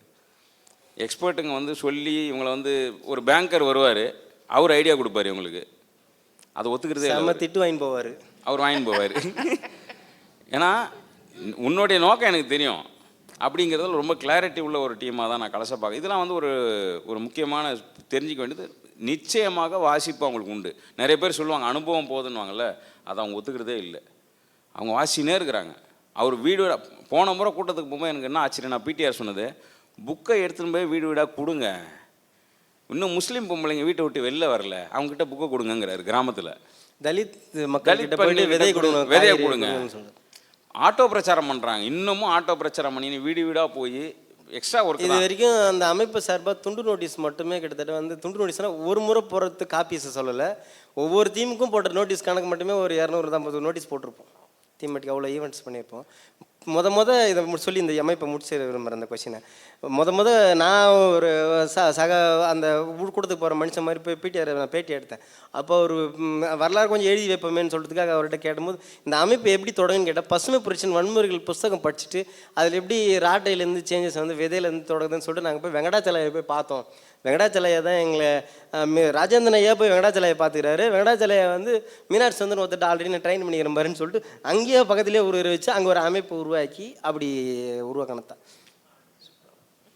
சார், இப்போ நீங்கள் எங்கிட்ட வந்து இன்டர்வியூ பண்ணுறச்சு, நீங்கள் வந்து நான் உங்களை அந்த ஸ்டோரிக்காக பேசும்போது நீங்கள் அப்போது சொன்ன இதுதான், ஆர்கானிக் ஃபார்மர் அப்படின்னு சொன்னால் வந்து 2 விதமாக சமுதாயம் பார்க்கும். ஒன்று வந்து ஐயோ ஃபூல் அப்படின்னு கேட்பாங்க, இல்லைனா வந்து காலில் விழுந்துருவாங்க நீ தான் தெய்வம்ன்ட்டு. அந்த மாதிரி ஒரு எக்ஸ்ட்ரீம் ஒரு பொசிஷன் தான் இருக்குது அப்படின்ட்டு, there's no சென்டர் அப்படின்ட்டு. இப்போ அந்த மாதிரி ஒரு ஆர்கானிக் ஃபார்மர், ஓகே, அவங்களால ஆர்கானிக் ஃபுட் சாப்பிட முடியுதா? அதாவது அவங்க விளைவிக்காத ஆர்கானிக் ஃபுட் சாப்பிட முடியுதா? ஏன்னா இதுவும் அகேன் இது வந்து ஒரு கன்சியூமர் சென்ட்ரிக் பார்வை. என்னென்னா organic food is expensive.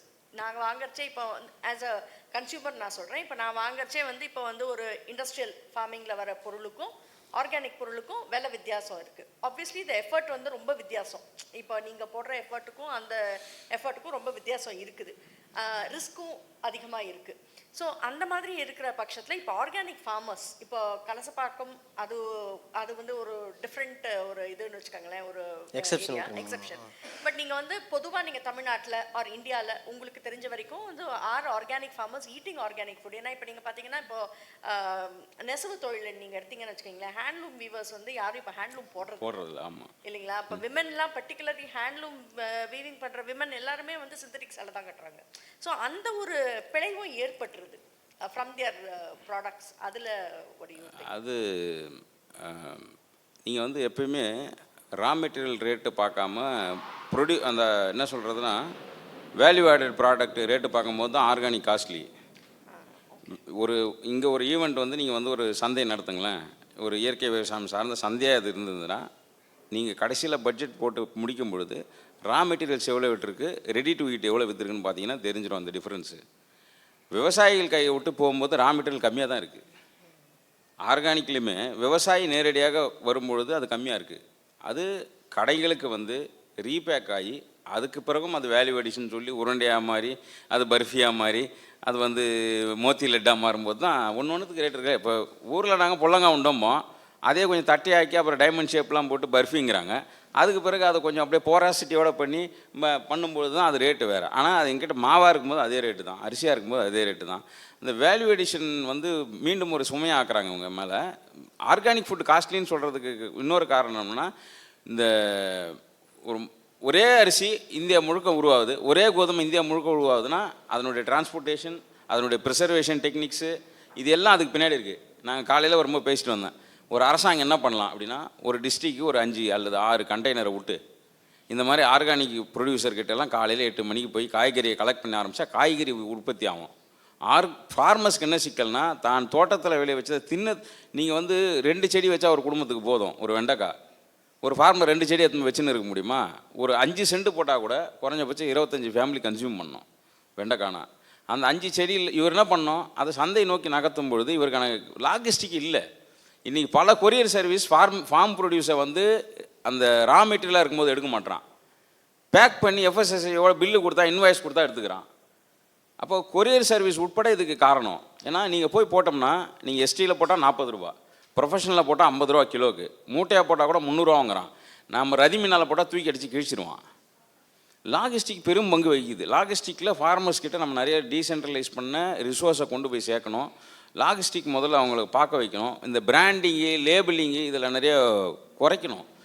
Branding labelling வரும்பொழுது தான், ஏன்னா அது கட்டாயமாக்கிட்டாங்களா ஃப்ரூட்டில், இவங்க என்ன பண்ண வேண்டியது, சிரமப்பட்டு அதில் பிரிண்டிங் செலவு எல்லாம் ஃபார்மரே பார்க்க வேண்டியது. ஆர்கானிக் ஃபார்மிங்னும் போது மற்றவங்க சந்தைக்கு போட்டுறாங்க, சந்தை பண்ணுது. ஆனால் இவங்க அப்படி என்ன பண்ண வேண்டியது, இவங்களே அரைக்க வேண்டியிருக்கு, இவங்களே மூட்டை பிடிக்க வேண்டியிருக்கு, இவங்களே லோகோ பண்ண வேண்டியிருக்கு, இவங்களே இன்ஸ்டாகிராம் பேஜ் வச்சுக்க வேண்டியிருக்கு. இதெல்லாம் கூடுதல் வேலையாகும் பொழுது நம்ம கைக்கு வரும்பொழுது நேரடியாக வந்தாலும் சரி, சந்தை மூலமாக வந்தாலும் சரி, இத்தனை இன்புட்டை இவங்க பண்ணுறாங்க, கொஞ்சமாக பண்ணுறாங்க, சின்ன சைஸில் பண்ணுறாங்க. அந்த உழைப்பை நம்ம மதிக்கணுமே தவிர சீஃப் ஃபுட்டு அப்படின்னு நம்ம நினச்சோம்னா நிச்சயமாக நல்ல ஃபுட்டு கிடைக்கிறதுக்கு வாய்ப்பு இல்லை. எப்படி கைத்தறி தான் வேணும்னும் போது காலைல கூட ஒரு ஜோக் போட்டிருந்தாங்க காந்தியை பற்றி. நான் ஒரு டாக்டர் அவர் இப்போ போட்டிருக்காரு, நான் காந்தியை சொன்ன வார்த்தைக்கு அப்போ கதராட வாங்கலான்னு போனேன், 1000 ரூபாய் சட்டை, 100 ரூபா டிஷர்ட்டு, அப்போ நான் 100 ரூபா டிஷர்ட் எடுத்துட்டேன்னு மக்களுடைய உழைப்பை ரொம்ப சாதாரணமாக நினைக்கிறவங்க தான் இந்த சீப்புங்கிற வார்த்தையை இன்ட்ரடியூஸ் பண்ணுறாங்க. மக்களுடைய உழைப்பை மதிக்கிறவங்க யாரும் இந்த சீப்புங்கிற வார்த்தையை இன்ட்ரடியூஸ் பண்ண மாட்டாங்க. அந்த உழைப்பை மதிக்கும் பொழுது அதற்கான ஊதியத்தை காசை கொடுக்க தயாராகும். ஒரு பெண் விவசாயின்னு பேசுகிறோமே தவிர பெண் விவசாயின்ற வார்த்தையை பயன்படுத்துறதே கம்மி. ஆண் விவசாயிகளோட பெண் விவசாயிகளுடைய வருவாயை குறைப்பது தான் இந்த சீப் ஃபுட்டு. எங்கே உணவு சீப் ஃபுட்டாக இருக்கோ அங்கே பெண் விவசாயிகளுக்கான வருமானம் குறைஞ்சிரும். களை எடுக்கிற காசு குறையும், அவங்க களத்தில் வேலை செய்கிற காசு குறையும், போஸ்ட் ப்ரொடக்ஷனில் வேலை செய்கிற காசு குறையும், நாற்று நடுறதுக்கு காசு குறையும். சீப் ஃபுட்டுனா இதெல்லாம் சுருக்குனா தான் காசு குறையும். அப்போ மிஷினை கொண்டு வர வேண்டியிருக்கும், ரொம்ப வேகமாக செய்ய வேண்டியிருக்கும். பொறுமையாக செய்யக்கூடிய லேபரில் உங்களுக்கு நல்லது செய்யணும்னா பொறுமையாக செய்ய வேண்டியிருக்கு. அப்போ பொறுமைன்னு வேணும்னா ஒரு நாள் வேலை 8 மணி நேரம் செய்கிறதுக்கு பதில் 32 மணி நேரம் செய்ய வேண்டியிருக்கும். அந்த 32 மணி நேரம் வேலையும் 8 சுருக்கிறது தான் சீப் லேபர், அந்த சீப் ஃபுட்டுங்கிறது. நம்ம என்ன பண்ணணும்னா அந்த அஃபோர்டபுள்னு பேசுகிறது வேறு, ஆனால் அதை கொண்டு சீப் ஃபுட்டாக மாற்றணும்னு நினைக்கிறது அது மீண்டும் ஃபார்மர்ஸ், குறிப்பாக பெண் விவசாயிகள் மேலே விடுற அவங்க உழைப்பு சுரண்டலாக தான் நான் பார்க்குறேன். அதில் ஒரு சின்ன 3 பாயிண்ட் மட்டும் நான் ஆட் பண்ண விரும்புகிறேன். விவசாயிகள் சாப்பிட்றாங்களா நீங்கள் கேட்டிங்க இல்லைங்களா, 3 கண்டிஷனில் சாப்பிட்றாங்க. ஒன்று நோய்வாய்ப்பட்டு உடல் ஆரோக்கியத்திற்காக வீட்டில் சாகுபடி பண்ணுறாரு பார்த்தீங்களா, அவர் சாப்பிட்றாரு. அது இயற்கை விவசாயிலும் சரி, லைஃப் ஸ்டைலாக விவசாயம் பண்ணுறாங்க போல அவங்களும் சரி, தேவைன்ட்டு உற்பத்தி செய்ய ஆரம்பிக்கிறாங்க அவங்களும். ரெண்டாவது ஒரு சின்னதாக ஒரு கவர்மெண்ட் போஸ்ட்டோ அல்லது பக்கத்துலேயே ஏதாச்சும் ஒரு கடையோ வச்சுருப்பார் பார்த்தீங்களா, இதையும் செய்துக்கிட்டு வாழ்வாதாரத்துக்காக இதை மாத்திரமே நம்பாமல் அதையும் சேர்த்துருப்பார் பார்த்தீங்களா, அவர் முழுக்க சௌகரியமாக தேவையான ஆண்டுக்கு தேவையான எல்லாத்தையும் உற்பத்தி செய்து வச்சு அவரும் சாப்பிடுவார். இதில் யார் சாப்பிட மாட்டேங்கிறாங்க கேட்டிங்கனாக்கா, ஆரோக்கியமாக ஒரு உணவு அவங்களுக்கு வாழ்வாதாரத்தில் ரொம்ப பொருளாதார நெருக்கடியில் இருக்கக்கூடிய விவசாயிகள் அவங்களால சாப்பிட முடியல. ஏன்னு கேட்டால் அது ஒரு பணப்பயிராகவோ பக்கத்தில் ஒரு சிப்பம் அரிசி இது ஒரு 2500 ரூபா 2000 ரூபா அப்படி இருக்குதுன்னு கேட்டிங்கனாக்கா, அதை கொடுத்துட்டு நம்ம ஒரு ரேஷன் அரிசியோ அல்லது ஒரு நொய்யோ அது மாதிரி வாங்கி சாப்பிட்ருக்கிறவங்க இருக்கிறாங்க. அது அவங்களோட சிக்கலாலேயோ அல்லது அவங்களோட இயலாமையோ அவங்களோட சூழ்நிலையால் சாப்பிட்ருக்காங்க. அஃபோர்டபுள் ப்ரைஸுன்றது அதோட சிக்கல் விவசாயிகள்கிட்ட மட்டும் இல்லை, எதா துறையில் வேலை பார்க்குறவங்ககிட்டே இருக்குது. அதனால் விவசாயிகள் சாப்பிட்றாங்களான்றதை தாண்டி அவங்க சிக்கலால் தான் சாப்பிடலையே தவிர அது சாப்பிட முடியாத உயரத்தில் அது இருக்குதுன்றதுக்காக இல்லை. அந்த விலையை காம்பன்சேட் பண்ண வேண்டிய செலவுகள் அதிகம். குறிப்பாக விவசாயிகளுக்கு சடங்குகள் அதிகம். அது தொடர்ச்சியாக நாங்கள் பேசுகிறோம். அதுக்குமே சடங்குகளை குறைக்கிறதுக்கான முயற்சிகளையும் ஊருக்குள்ளே நாங்கள் முயற்சி பண்ணிகிட்டே இருக்கோம்.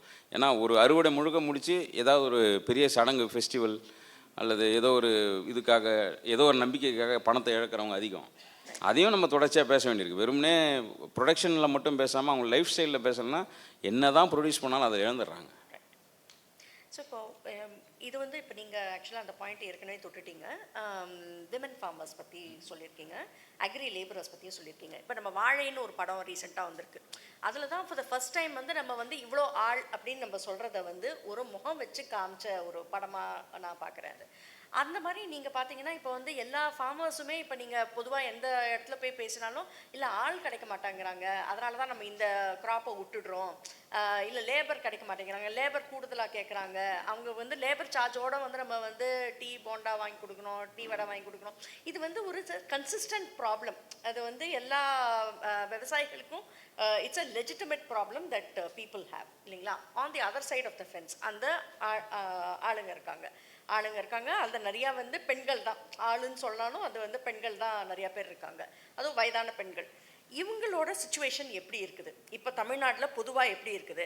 இப்போ நம்ம ஃபார்மிங் ப்ராக்டிசஸ், இப்போ நம்ம ஆர்கானிக்னு சொல்கிறதே வந்து நம்ம வந்து immediately we associated with a kindness. அந்த சாயிலுக்கு ஒரு கைண்ட்னஸ்ஸு, ஒரு சஸ்டெயினபிளாக இருக்குது, நம்ம ஹெல்த்துக்கு கைண்ட், அந்த மாதிரிலாம் நம்ம சொல்கிறோம். அந்த ப்ராக்டிசஸ் இந்த மாதிரி ஒரு தொழிலாளிக்கு எப்படி இருக்குது? Is it kind? அதை பற்றி கொஞ்சம் சொல்லுங்கள். லேண்ட் உள்ள தொழிலாளிகள்னு ஒன்று இருக்குது. சிறு குறு விவசாயிகள் தொழில் பண்ணுறவங்க லேண்ட்லெஸ் ஃபார்மர்ஸ் இருக்காங்க. ஆனால் இருக்கிறதுலே வல்னரபிள்னா லேண்ட்லெஸ் ஃபார்மர்ஸ் தான். மெக்கனைஸ்டு ஒரு பக்கம் ஆயிருக்கு, லேபர் அவங்க கேட்குற அளவு கொடுக்க முடியல. இது ரெண்டும் சேர்ந்து வந்து அதில் பாதிக்கப்படுறாங்க. ஏன்னா இப்போது சொல்கிற மாதிரி உடல் உழைப்பு ஆண்களுக்கு ஒரு மாதிரி அப்படின்னு நினைக்கிறோம் இல்லையா? நம்ம கிராமத்தை ரொம்ப க்ளோரிஃபை பண்ணிட்டோன்னு தோணுது. கிராமத்தை பற்றி சிந்திக்காமையே க்ளோரிஃபை பண்ணிட்டோம். ஏன்னா க்ளோரிஃபை பண்ணுற எதையுமே ஒதுக்கி வச்சிடலாம். கிராமம் அழகானது சூப்பரானதுன்னு க்ளோரிஃபை பண்ணோன்னா ஈஸியாக ஒதுக்கலாம். ஆனால் க்ளோரிஃபை பண்ண அவங்க ஐசோலேட் ஆகினே போகிறாங்க. அதில் குறிப்பாக ஐசோலேட் ஆகிறாங்கன்னா நிலமற்ற விவசாயிகளை பற்றி பேசுகிறதே இல்லை. நம்ம நிலமற்ற இந்த ஏரியாவுக்கு அது பொருந்துன்னு நினைக்கிறேன். இந்த புறம்போக்கியலுக்கு நிலமற்ற விவசாயிகளுடைய உழைப்பும் வாழ்க்கையும் பொருத்தமானதாக இருக்குன்னு நினைக்கிறேன். அவங்கள முதல்ல லேபர் நான் எடுத்துக்கிறேன். அதுலேயும் குறிப்பாக பெண்கள், தலித்தாக இருந்தக்கூடிய விவசாயிகளாக இருக்கக்கூடிய பெண்கள் இன்னும் நிறைய பேர் இருக்காங்க. அதில் நம்ம இன்க்ளூசிவாக யோசிக்கும் பொழுது அவர்கள் நிச்சயமாக ஆர்கானிக் ஃபார்மிங் மட்டும் கிடையாது, மெக்கனைஸ்டு காரணமாக அவர்கள் இருக்காங்க. அடுத்த ஜெனரேஷன் என்ன போது, அவங்க அதையே செய்யணுமா, அவங்க படிச்சுட்டு வேறு இடத்துக்கு வர வேணான்றதெல்லாம் கேள்வி. இப்போ இருக்கிறவனுக்கு மட்டும் பேசுகிறோம் நம்ம. அவங்களுக்கு இதை இப்போ இவங்க 2 பேர் பேசினாங்களே அதுக்கு முன்னாடி, அந்த இறால் பிடிக்க போகிறவங்கள, அவங்க 2 பேரை நீங்கள் என்னவா யோசிக்க முடியும்? அதுக்கப்புறம் இதில் தான் என்ன சீர் செய்யும்? அவங்க அடுத்த ஜென்ரேஷன் படிச்சிடறாங்க, வேலைக்கு போகிறான்றது நமக்கு சந்தோஷம். இந்த மாதிரி இருக்கக்கூடிய பாப்புலேஷன் இருக்கிறாங்க. அவர்கள் 20 வயசு 30 வயசுலேருந்தே இருக்காங்க. ஒரு 50 வயசில் இருக்கும்போது கூட இன்னொரு 10 வருஷம் தான் நம்ம யோசிப்போம். 30 வயசில் ஒருத்தன் வந்து வெறும் நான் லேபர் தான், எனக்கு அதை தாண்டி ஒன்றும் தெரியாதுன்னா அவனை என்ன நடக்குதுன்னா, களை எடுக்கிறதோ மற்றதோ இது வந்து அன்டிக்னிஃபைடுன்னு சொல்லும்போது அவன் ஒரு ஆட்டோ வாங்கின்னு ஊருக்கு வந்துடுறான். ஏன்னா இன்றைக்கி நம்ம வந்து பொருளை தான் வந்து நம்ம என்ன சொல்கிறோன்னா முக்கியத்துவப்படுத்துகிறோமே தவிர அந்த பொருளுக்கு பின்னாடி இருக்கிற மனிதர்களை முக்கியத்துவம் பண்ணுறதில்ல. ஏன்னா அது ஒரு டிக்னிஃபைடு வேலையாகவே பார்க்குறதில்ல. கூலி, உடல் உழைப்பு, நாம் உடம்பே என்ன நினைக்கிறோம், தலையை மட்டும் தூக்கி நடக்கிற ஒரு பார்ட்டுன்னு நினைக்கிறோம். இது உடையாமல் லேபர்ன்ற ஒரு புரிதலே உடையாது. இந்த ஒட்டுமொத்த உடம்பே இந்த தலையை தூக்கி வச்சுட்டு தான் கையால் நீங்கள் வேலை செஞ்சு பாருங்களேன், ஒத்துக்கவே மாட்டோம். வீட்டில் என் புள்ள செஞ்சால் ஒத்து போனானா? என் பையன் படிக்கிறான், சின்ன பையன், எனக்கு இதுதான் பிடிச்சிருக்கு, லேபராக இருக்க பிடிச்சிருக்குன்னு சொன்னால் நான் ஒத்துப்போனா? காரணம்னா நம்ம கழுத்துக்கு கீழே வேலையாக பார்க்குறோம், கழுத்துக்கு மேலே வேலையாக பார்க்குறோம். கழுத்துக்கு மேலே இருக்கிறது எல்லாம் நல்லா வேலை செஞ்சால் he is intellect, he is dignified, he சுவான் நம்ம சொல்லுவோம். கழுத்துக்கு கீழே வேலை செஞ்சு பாருங்கள், தெரியும். கையை காலை மட்டும் வச்சு சொன்னார் இல்லையா, விவசாயம் எல்லாத்தையும் இழந்த பிறகு அவர் கையில் இருக்கிறது கை கால். அவங்களும் அதான் சொன்னாங்க, எங்ககிட்ட இருக்கிறது வெறும் கை கால், அதை விட்டு ஆடு மாடுனாங்க இல்லையா. இப்போ கை காலை வச்சு வேலை செய்பவர்களை இழிவாக பார்க்குற வரைக்கும் இந்த லேபர் பிரச்சனையோ பெண்கள் பிரச்சனையோ குறையாது. அவர்களை மதிக்கும் பொழுது அவர்களை அடுத்த கட்டத்துக்கு நவருவாங்க. அப்போ தான் அவங்க கழுத்துக்கு மேலே போவாங்க. அது வரைக்கும் அவங்க கழுத்துக்கு கீழே தான் வச்சுப்போம். அதனால் இந்த உடம்பை கழுத்துக்கு மேலே தனி கழுத்துக்கு கீழே தனின்னு பிரிக்கிற இந்த செக்டேரியன் வந்து ரொம்ப மோசமானதாக இருக்குது. இது ரொம்ப வேலிடான பாயிண்ட்டாக எல்லாரும் புரிஞ்சுக்கணும்னு நினைக்கிறேன் நான். அதுதான் லேபரை உடைக்கும். அதை விட்டால் சும்மா சில்லறதனமாக ஏதாவது ஒரு இது அப்படி அது அப்படின்னு நம்ம வந்து ஒரு பொருளாதார ரீதியாக அதை பார்க்கக்கூடாது. இது வந்து ஒரு அடிப்படை சொசைட்டல் இஷ்யூ, வெறும் எக்கனாமிக் மட்டும் கிடையாது. இந்த பாடியை புரிஞ்சுக்கிறது, இந்த டீகாலனைசிங் பாடின்னு நாங்கள் அடிக்கடி சொல்லி கொடுத்துனே இருக்கோம் இவங்களுக்கு. இந்த உடம்பின் மீது நடத்துகிற வன்முறையாக அதுதான். கழுத்துக்கு கீழே வேலை செய்கிறவனை ஒரு மாதிரியும் கழுத்துக்கு மேலே செய்கிறவனை ஒரு மாதிரியும் பார்க்குறது மறைஞ்சாலே இது ஒரு டிக்னிஃபைட் லேபராக மாறும். அவனுக்கு கொடுக்குற பணம் நியாயம்னு தோணும். இவனா சும்மா பெயிண்ட் அடிக்கிறவன், இவனுக்கு எதுக்கு 800 ரூபான்னு கேட்குறான். இவனா சும்மா கம்ப்யூட்டரில் வேலை செய்கிறவன், இவனுக்கு 5000 அவன் கேட்டதே இல்லை.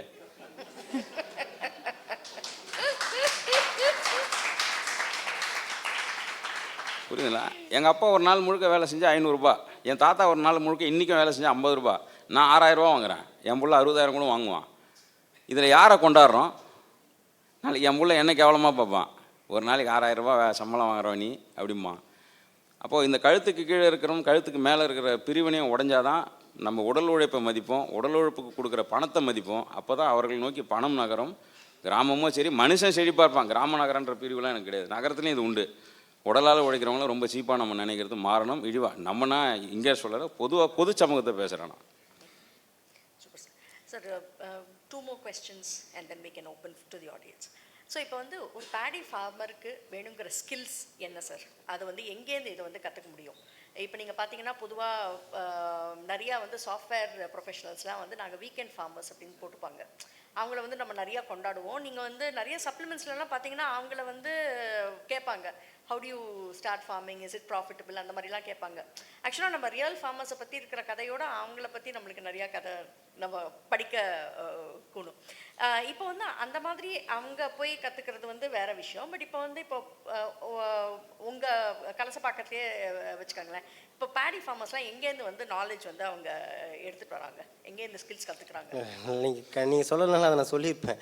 கலசப்பாக்கம் ஸ்கூல்லேருந்து நீங்கள் கேட்டிங்கன்னாக்கா, இது அக்ரிகல்ச்சர் யூனிவர்சிட்டியில் கேட்டிங்கன்னாக்கா, அவங்க உட்கார வச்சு விவசாயிகளுக்கு வந்து மூளையோ அல்லது அவங்க உழைப்போ அனுபவமோ எதுவுமே இல்லாமல் உட்கார வச்சு ஃபஸ்ட்டு வந்து நாற்று விடணும், அதுக்கப்புறம் நாற்றுலேயே களைக்கொல்லி போடணும், அதுக்கப்புறம் நீங்கள் வந்து இந்த அடி உரம் போடணும், இதெல்லாம் அப்படி சொல்லிட்டு இருப்பாங்க. ஆனால் கலசப்பாக்கம் விவசாயிகள்கிட்ட நீங்கள் வந்து கேட்டிங்கனாக்கா, ஃபஸ்ட்டு நீங்கள் வாழ்வாதாரத்துக்காக செய்ய போகிறீங்களா, இல்லை ஒகேஷனில் ஒரு ஸ்டைலுக்கு ஒரு உங்கள் தேவைக்காக செய்ய போகிறீங்களா, இல்லை பக்கத்தில் இருக்கிற விவசாயிகிட்ட ஏன்னா பேசுகிற மாதிரி ஐடியா இருக்குதா, இல்லை வேலி கிளி போட்டுக்க போகிறீங்களா, இல்லை வந்து மிஷின் வச்சு தான் செய்ய போகிறீங்களா, இல்லை உழைக்கிறது எவ்வளோ உங்களால் டைம் இருக்கும், ஆனால் எவ்வளோ வேலை செய்வீங்க, பொண்ணாளுங்க எவ்வளோ வேலை செய்வீங்க, தண்ணி உங்களுக்கு எவ்வளோ தேங்கும், இந்த மாதிரியான அப்சர்வேஷன்ஸில் தான் நீங்கள் ஃபஸ்ட்டு உங்கள் டைம் எடுத்துக்கிட்டு போயிட்டு அதுக்கப்புறமா தான் நீங்கள் வந்து உள்ளே போகணுமான்றதை பற்றி சொல்லுமே ஒழிய நேரடியாக வந்து கருப்பூனி போடுங்க டன்னு எத்தனை ரூபா போயினுக்குதுன்னு சொல்லவே மாட்டோம். பசுமை புரட்சி பசுமை விடனோட லாங்குவேஜ் கல்ஸ்பாக தெரியாது. நீங்கள் வந்து அதில் கூட எனக்கு ஒன்று அதை நான் இது பண்ணுறதுக்காக சொல்லலை. 75 மூட்டை அறுவடை பண்ணாரும் ஒருபோதும் செய்தியே வரல. ஒரு ஏக்கரால் வந்து 23 லட்சம் அப்படிலாம் தான் சொல்கிறாங்க. எங்களை அது கொஞ்சம் எங்கள் அமைப்பு கல்ஸ்பாக பசுமையுடன் மேலே ஒரு மரியாதை உண்டு. இப்போ விவசாயிகளுக்காக இயங்கக்கூடிய ஒரு பத்திரிக்கை, அது தான் நிறைய பத்திரிக்கை இருக்குது. ரொம்ப நாளைக்கு முன்னாடி விகடனில் ஒரு இது மாதிரி வந்ததுன்னு மீனாட்சியை ராஜேந்திரையா சொல்லுவாங்க. ஆனால் அந்த மொழி இன்னும் மாறாமல் இருக்குது.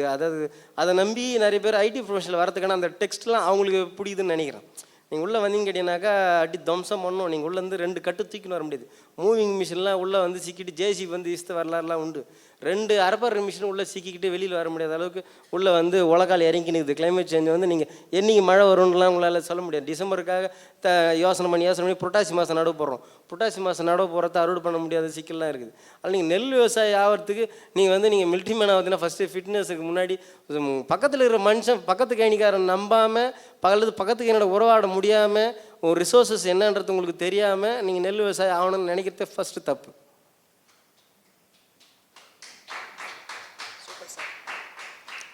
இண்டஸ்ட்ரியல் ரெவல்யூஷனால் அவர் முதல்ல சொன்னார் இல்லையா, அதில் இழந்தது ரிலேஷன்ஷிப்பு.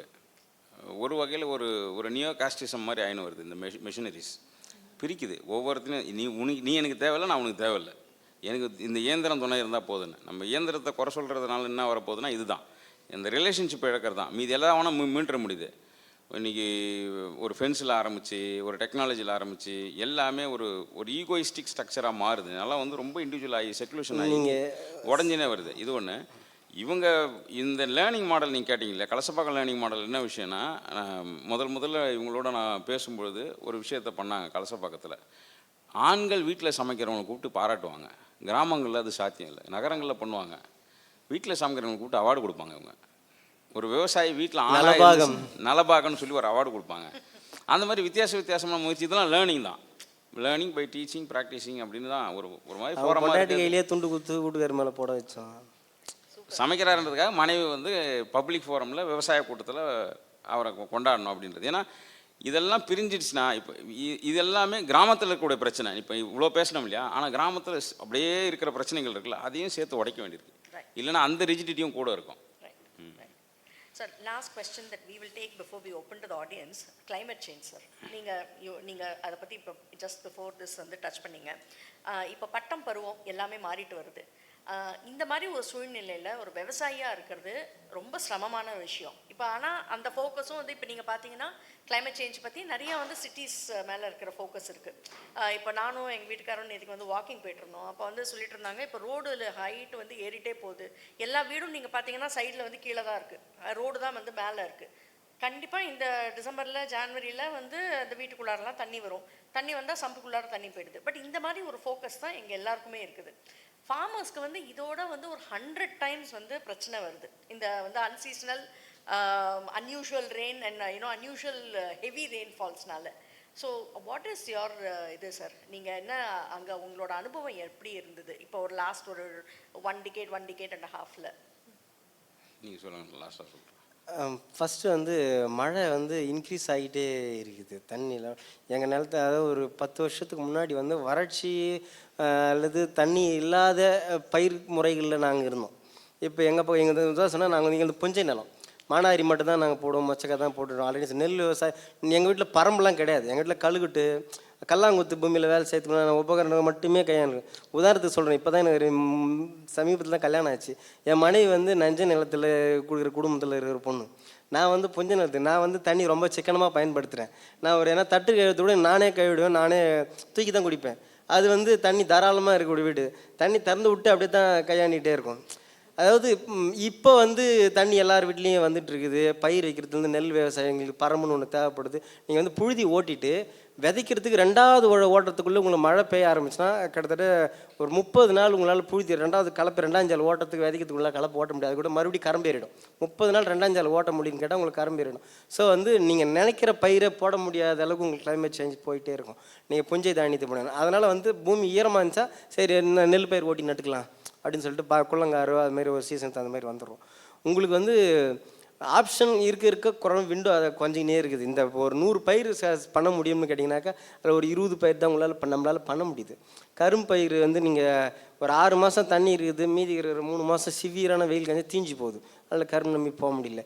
எங்கள் மீனர் பிடிஆர் ஐயா ஒரு அட்டனை சொன்னார், கிளைமேட்டு தாங்கக்கூடிய பயிர்கள் எல்லாம் ஒரு அட்டனை போடு, எதெல்லாம் தாங்குமோ கூட்டு பயிர் ஒரு 11 பயிர் 10 பயிரெலாம் போட்டுருப்புன்னு கேட்டால் மேனுவலாக இருக்கும். நீங்கள் வந்து மிஷினரி நம்பி போட முடியாது. அதனால் உங்களுக்கு ஒரு வாழ்வாதாரமாக கிளைமேட் சேஞ்சில் மண்ணை நம்ப பயிர் மட்டும் நம்புறது ரொம்ப ரொம்ப சவாலாக தான் இருக்குது. நீங்கள் மிஷினையும் உழைப்பையும் 2த்தையும் சேர்ந்தாப்பில் வச்சுக்கிட்டு நீங்கள் பண்ணும்பொழுது வேணால் ஓரளவுக்கு தப்பிக்க முடியும். இல்லைன்னு கேட்டால் கிளைமேட் சேஞ்சில் கொஞ்சம் கூட தப்பிக்க முடியும். ஒரு பயிர் வந்து முழுமையாக அறுவடை செய்ய முடியாமல் படுத்துட்டா விவசாயி திரும்ப மீண்டு வர்றதுக்கு அவருக்கு 3 பயிர் தேவைப்படும். அதுக்கு நடுவில் அவன் பையன் கல்யாண வயசில் இருப்பானா, வீடு கட்டுவானா, கிணறு இஞ்சி போச்சுன்னா என்ன பண்ணுவான், ஒரு நோய் நடி வந்துச்சுன்னா என்ன பண்ணுவான் கேட்டால் விவசாயம் வெளியேறான், பூமி விற்றுட்டு போயிடுறான். அல்லது இனி என் தலைமுறையில் ஒருத்தனோட விவசாயம் ஆகக்கூடாதுன்னு சொல்லிட்டு அடுத்து என்ன போய் ப்ளூ ஷர்ட்டு பேண்ட்டை போட்டுன்னு செக்யூரிட்டியாவது போய் நின்றுடு, கிராமத்தில் நிற்காத. இந்த டைமுக்கு வந்து சேருது. கிளைமேட் சேஞ்சை பொறுத்த வரைக்கும் பட்டம் பருவம் இம்பேக்ட் பண்ணுறதுக்கு சொல்யூஷன் ஒன்று சொல்ல முடியல. ஒரு சொல்யூஷன் தான் இருக்குது. கன்சூமில் யாருமே கிராமம் நகரம்னு கணக்கு இல்லாமல் கன்சூமில் கொஞ்சம் கவனம் செலுத்தணும். கன்சம்ஷனில் கவனம் செலுத்தாமல் உங்களை கன்சம்ஷனில் குறைக்காமல் இந்த கிளைமேட் சேஞ்சில் வேலை செய்யவே முடியாது. இது அவங்கள கை காட்டி இவங்களை கை காட்டி எந்த பிரயோஜனமும் இல்லை. ஒரு அரசாங்கத்தை காட்டினாலும் சரி, இண்டஸ்ட்ரிக்கு எல்லாரும் சேர்ந்து செய்ய வேண்டியது. அதில் குறிப்பாக நம்மளால் என்ன செய்ய முடியும்னா முதல்ல கன்சம்ஷன்ஸை குறைக்கணும். கன்சம்ஷன்ஸை என்ன கேட்டிருக்காங்க, சென்னை ஃப்ளட்லாம் நான் கிட்டத்தட்ட 31 கழிமுகங்களையும் நான் டாக்குமெண்ட் பண்ணியிருக்கேன். பழவேற்காடில் தொடங்கி கன்னியாகுமரி டிப் வரைக்கும் நான் ஒரு ட்ராவல் பண்ணி டாக்குமெண்ட் பண்ணேன். கழிமுக வாழ்க்கையை மட்டும் நான் டாக்குமெண்ட் பண்ணியிருக்கேன். ஃபோட்டோகிராஃபியாகவும் ட்ரோன் ஷாட்ஸாகவும் பண்ணி அந்த மக்களோட பேசி அதில் தான் நான் கற்றுக்கின விஷயம் என்னென்னா, இந்த நகரத்தில் ஏற்படுத்தக்கூடிய எல்லா நுகர்வும் ஃபார்மிங் ப்ராக்டிஸ் மட்டும் சொல்கிறேன், ஃபுட் மட்டும் சொல்ல, எல்லா கழிவும் வீட்டிலேருந்து தூக்கி போகிற சட்டை செருப்பு, ஒத்த செருப்புனே நாங்கள் 1 மணி நேரம் பேசணும். மழையில் அதிகம் அடித்து வரக்கூடிய பொருள் எதுன்னு கேட்டால் ஒத்த செருப்பு அப்படின்னு ஒரு பாட்காஸ்ட் பேசணும். திருவண்ணாமலை ஃபுல்லாக நான் போய் வீடியோ எடுத்து ஃபோட்டோ எடுத்து அப்படியே அடிச்சுன்னு வரோம். ஒரு பிளாஸ்டிக் செருப்பாக அடிச்சுட்டு வந்துகிட்டே இருக்கோம். அப்போது கன்சம்ஷனில் கவனம் செலுத்தாமல் இந்த கிளைமேட் சேஞ்சுக்கு வந்து சொல்யூஷன் இவங்ககிட்ட இருக்குது. கிளைமேட் ரெசிலியன்ஸ் டாப்னு சொல்லலாம். இது எந்த அளவுக்கு இவங்க சொல்ல முடியும்? நாளைக்கு இதை விட மழை கூடுது, இப்போ க்ளவுட் பஸ்ட்டுங்கிறான். இன்றைக்கி கேரளாவில் வந்தது வந்து வாட்டர் ஹேமருங்கிறான். இந்த டேர்ம்லாம் கிராமத்துக்கு கொண்டு போகிறதுக்கு நான் பயப்படுறேன். ஏன்னா ஏற்கனவே பீதியில் இருக்கிறான், அவங்ககிட்ட இன்னும் கொஞ்சம் போய் க்ளவுட் பஸ்ட்டு வாட்டர் ஹேமரு அப்படி சரிஞ்சிடும், மழை சரிஞ்சிடும்னா யோ என்ன நாங்களாம் என்ன பண்ணிட்டோம் அப்படின்னு என்ன பிடிச்சி அடிக்க ஆரம்பிச்சிடுவாங்க. அதனால் நகரத்தில் சொல்லி விட்டு போயிடுறேன். ஏன்னா நகரத்தை கில்ட் ஆக்குறது தான் இன்றைக்கி பெரும் வேலையாக இருக்குது. அதை பற்றி நான் பேசினே வந்தேன். இங்கே வந்து நாங்கள் உங்களை கில்ட் ஆக்கிட்டோன்னு வைங்க வேறு, ஏன்னா நீ எந்த விதத்துலேயும் ஈக்காலஜிலாம் இல்லை, அது திணிக்கிறாங்க. இப்போ நகரத்து மேலே ஒரு ப்ரெஷர் இருக்குது. நீங்களாம் பாவீங்க, உங்களால் தான் கிராமம் அழிதுன்னு ஒரு பார்வை உருவாக்குறாங்களா, அதுக்கும் நான் எதிராக தான் பேசுகிறேன். ஏன்னா ஏதோ ஒரு வழி இல்லாமல் தான் நகரத்துக்கு வந்திருப்பாங்க, தங்கியிருப்பாங்க. அதனால் அந்த கில்ட்டெலாம் நீங்கள் ஆக வேணாம். உங்களால் கன்சம்ஷனை குறைஞ்சிக்க முடிஞ்சால் நகரத்தில் கில்ட்டாக இருக்க வேண்டிய அவசியம் இல்லை.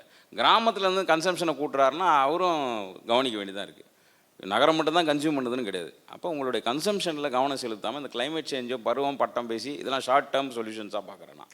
கன்சம்ஷனில் நியாயமாக இருக்குது. முடிஞ்ச வரைக்கும் நேரடியாக வாங்குறது, முடிஞ்ச வரை நீங்கள் உற்பத்தி பண்ணுறது, முடியலையா நேரடியாக வாங்குறது, அதுவும் முடியலையா உங்களுக்கு தெரிந்த நபர்கள் அறிந்த நபர்கள் ஓரளவுக்கு இருக்குது. இப்போ பிரிக்கன் ஸ்டாக் செருப்பு இப்போ ஃபேமஸ் ஆகினே வருது. இந்தியாவில். பிரிக் அண்ட் ஸ்டாக் செருப்பு வாங்கும்போது எந்த வேலிடேஷனும் நம்ம பண்ணுறதில்ல. பிரிக் அண்ட் ஸ்டாக்குன்ற ஒரு பேரே போதும். ஆனால் விவசாயிங்கன்னு வரும்போது தான் அவருக்கு லேபிளிங்கு, சர்டிஃபிகேஷனு, ஆர்கானிக்கா, பயோடைனமிக்கா, விஷம் போடுறவன் தானே லேபிளில் பேர் போடணும் இது விஷம்னு. விஷம் போடாதவனும் நான் விஷம் போடலன்னு போட சொல்கிறது என்ன வகையான லேபிளிங் சிஸ்டம் இது? அதெல்லாம் தான் கேள்வி கேட்கணும். இதெல்லாம் கேள்வி கேட்டால் தான் கிளைமேட் சேஞ்சில் இவங்க ரெசிலியன்ஸாக வாழ முடியும். அதை விட்டுட்டு நீங்கள் மேலும் மேலும் நீங்கள் கிராமத்தில் என்ன பண்ண போகிறீங்க? நாங்கள் என்ன பண்ணுவோம்? உற்பத்தி தான் பண்ணுவோம். வேறு என்ன பண்ண தெரியும்? நாங்கள் போய் லேபிளிங்க்கு சண்டை போட முடியுமா? எஃப்எஸ்எஸ்ஐ ஸ்டாண்டர்டைசேஷனை கூட சண்டை போட முடியுமா? ஒன்றும் பண்ண முடியாது. இதெல்லாம் புரிஞ்சிக்கிறதுக்கே இவ்வளோ காலம் இருக்குது இது கிராமத்துக்குள்ளே. மறுபடியும் அந்த பிராண்டிங் டெக்னிக்ஸ்குள்ளே தள்ளுறது, கழுத்தை பிடிச்சி திணிக்கிறதுலாம் இருக்கணுமா? உங்களுடைய கன்சம்ஷன் பேட்டர்ன் நகரத்துலேருந்து மாற்றின்னு கில்ட் இல்லாமல், யாராவது உங்களை பார்த்து நீலாம் நகரத்தான் அப்படின்னு திட்டுற அளவுக்கு இல்லாமல், நீலாம் கிராமத்தான் க்ளோரிஃபை பண்ணுற அளவுக்கு இல்லாமல் ஒரு சுமூகமான ரிலேஷன்ஷிப்பில் போக முடியும். ஒரு காலகட்டத்தில் ஆர்கானிக் வேஸ்ட் எல்லாமே கிராமங்கள் நோக்கி நகரணும், கிராமத்தில் இருக்கிற உற்பத்தி எல்லாமே நகரத்தை நோக்கி வரணும். அந்த அளவுக்கு உங்களுடைய கன்சம்ஷன் பேட்டர்ன் மாறினாக்கா இது ஒரு பேலன்ஸ் ஆக வாய்ப்பு இருக்குது. இல்லைனா இதெல்லாம் ஷார்ட் டேர்ம் டெக்னிக்ஸ்.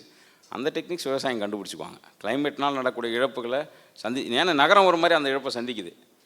திடீர்னு ஒரு மழை வருது, வீட்டில் இருக்க fridge, TV, washing machine, book எல்லாம் காணாமல் போயிடுது. அது அவங்களுக்கு ஒரு இழப்பு, இவங்களுக்கு பயிர் போயிடுது. ஏதோ ஒரு வகையில் நாம் இழந்து உழைப்பை வீணாக்கி கொண்டு இருக்கிறோம். அதனால் கன்சம்ஷனில் கவனம் செலுத்தினீங்கன்னா தான் நீங்கள் இத்தனை கேள்வி 15 கேள்விக்கும் பொருந்தும். அதில் மிக முக்கியமாக காந்தி இருக்கார், இப்போ குமரப்பாவும் இருக்கார் நமக்கு கைடன்ஸுக்கு. வேறு யார் வேணால் எடுத்துங்க, யாராவது வெஸ்டர்னஸ் இருந்தாலும் எடுத்துங்க, யாராவது கொல்கத்தாவில் எழுதியிருந்தாலும் எடுத்துருங்க. நமக்கு தெரிஞ்சவங்களும் நம்ம சொல்கிறோம், நம்மளுக்கு கை காட்டினவங்கள கன்சம்ஷனில் கவனம் செலுத்துங்க. அதுவே நிறைய விஷயங்களை மாற்றணும்னு நான் நம்புகிறேன். அதில் தான் நாங்கள் வேலை செய்கிறோம், வேறு ஒன்றும் செய்ய முடியல. நன்றி. So we can take any audience questions.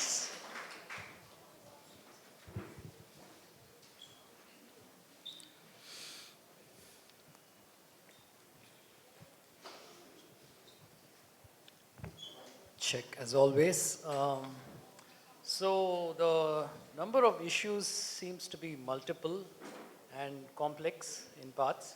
So I wanted to know what are the top 3 issues that if solved could have maximum impact on the stakeholders, each of you. Top 3 issues that you want fixed. அப்படி 3 விஷயம்லாம் sort out பண்ண முடியாது. அப்படி librarian science மாதிரி அது மாதிரி sort out பண்ண முடியாது. 3 விஷயம் எங்களுக்கு வேறையாக இருக்கும், உங்களுக்கு வேறையாக இருக்கும், விவசாயிலே ஆர்கானிக் ஃபார்மருக்கு வேறையாக இருக்கும். அப்படி சார்ட் அவுட் பண்ணுற டெக்னிக்ஸ் எதுவும் இல்லை, எனக்கு தெரியல. அப்படி சொன்ன எங்களுக்கே தான் புதுசாக வருது. இப்போ நாங்கள் என்ன பண்ணோம், ஆர்கானிக் ஃபார்மராக ஆகணும்னு நினச்சோம். நீங்கள் எங்களை கருப்பு கவுனி மட்டும் விலை வச்சு கொடுங்குறீங்க. நான் 170 நாள் உட்காந்து இருக்க வேண்டியது, 70 நாள் அறுவடை பண்ணுறேன். அடுத்த வருஷம் வேறு பேட்டர்ன் ஆக்கி விட்றீங்க. இப்போ அடுத்த வருஷம் என்ன பண்ணுறீங்கன்னா, எனக்கு நாட்டு சக்கரை மட்டுமே வேணும்னு கிளப்பி விட்றீங்க. அப்புறம் பனங்கருப்பட்டி வேணும்னே கிளப்பி விடுவீங்க. அதனால் இது கன்சம்ஷன் கிட்ட இருந்து வர பிரச்சனையாக தான் நான் பார்க்குறேன். நானே நகரத்தான் தானே. இப்போ அவர் கேட்டதுக்கு சொல்கிறேன், டாப் ப்ரியாரிட்டி நீ தனியாக பிரிக்க முடியாது. எதுவுமே ஒன்றோட ஒன்று இன்டர்ட்வைண்டாக இருக்குது. அது எங்கே வேணால் ஜகிள் ஆகுது. யார் அதாவது இந்த என்ன ஹாட் பொட்டேட்டோன்னு சொல்லுவாங்கல்ல டேர்ம்ஸு, சுடுது மடி அப்படின்னு தூக்கி எறிஞ்சிட்டா நம்ம பிரச்சனையாயிடுது. எங்களுக்கு பிரச்சனையே கிடையாது ஆக்சுவலாக. இப்போ இவர் சொல்லும்போது சில வார்த்தைலாம் நான் இன்னும் உங்களுக்கு ப்ரீஃபிங் பண்ணலான்னு நினச்சேன். இப்போது இவர் கரம்படிக்கிறதுங்கிறாரு, இதெல்லாம் சொல்கிறாருன்னா ஒரு விவசாயிகிட்ட பரம்படிக்கிற டூல் இல்லைன்னா அவர் வந்து ஆற்று பாசனமோ ஏரி பாசனமோ போர் போட்ட பாசனமோ பண்ண முடியாத ஒரு மானாவாரி விவசாயின்னு அர்த்தம். அவர் ஒரு வகையில் சந்தோஷமாக இருந்தார். அவரை நம்ம போர் போட வச்சு பரம்படிக்கிறத அவர் கௌரவமாக்குறோம். புரியுது? அப்போ பிரச்சனைகள் இல்லைன்னா ஒரு பிரச்சனையை இன்னொரு சொல்யூஷனாக மாற்றும்பொழுது அந்த சொல்யூஷனை ஒரு பிரச்சனையாக மாற்றுறோம். இப்போ நீங்கன்றது நகரத்தை நான் குறிப்பிடல, நான் அது எல்லாத்தையும் சேர்த்து தான் ஒரு சொல்யூஷனை இன்னொரு பிரச்சனையாக மாற்றுறது. அதுலேருந்து இன்னொரு அது காரணம்லாம் இந்த பேட்டர்ன்ஸில் தான். எனக்கு இது தான் வேணும், எனக்கு இப்படி தான் வேணும். இன்னும் கொஞ்சம் நாளாக பாருங்கள், உங்களுக்கு வந்து மில்லட் பர்கர் தான் வேணும்னு அடம் பிடிச்சின்னா நாங்கள் என்ன பண்ண முடியும்? பர்கரை கைவிடுறது தான் வழியே தவிர மில்லட் பர்கர் வேணும்னா நாங்கள் என்ன பண்ண முடியும்? நாங்கள் மைதா மாவு கொஞ்சம் கலந்து மில்லட்டை கொஞ்சம் கலந்து கலக்கலனா கூட இர்ஃபான் ஃபோட்டோவை போட்டு ஒரு வீடியோவை போடுறா அண்ணி, அப்போ புது பிரச்சனை வரும். அவர் உண்மையை பேசுவார் சில நேரத்தில். புரியுதா? அப்போது ஒவ்வொரு சொல்யூஷன்லையும் ஒரு பிரச்சனையை கிரியேட் பண்ணுறோம். காரணம் இந்த கன்சம்ஷன் பேட்டர்ன். இது ஒன்று தான். எங்களால் தீர்வு காண முடியாத பிரச்சனையாக வந்து பருவநிலை மாற்றம் மாறிடுச்சு. ஒப்பேத்தின்னு இருக்கலாம், நாங்கள் இதை பண்ணுறோம் அதை தீர்வு இல்லை. போன வருஷம் கிளைமேட்டில் ஒரு மாதிரி இருந்தது, இந்த வருஷம் ஒரு மாதிரி இருக்குது. அது கூடுதல் ப்ரெஷராக இருக்குது.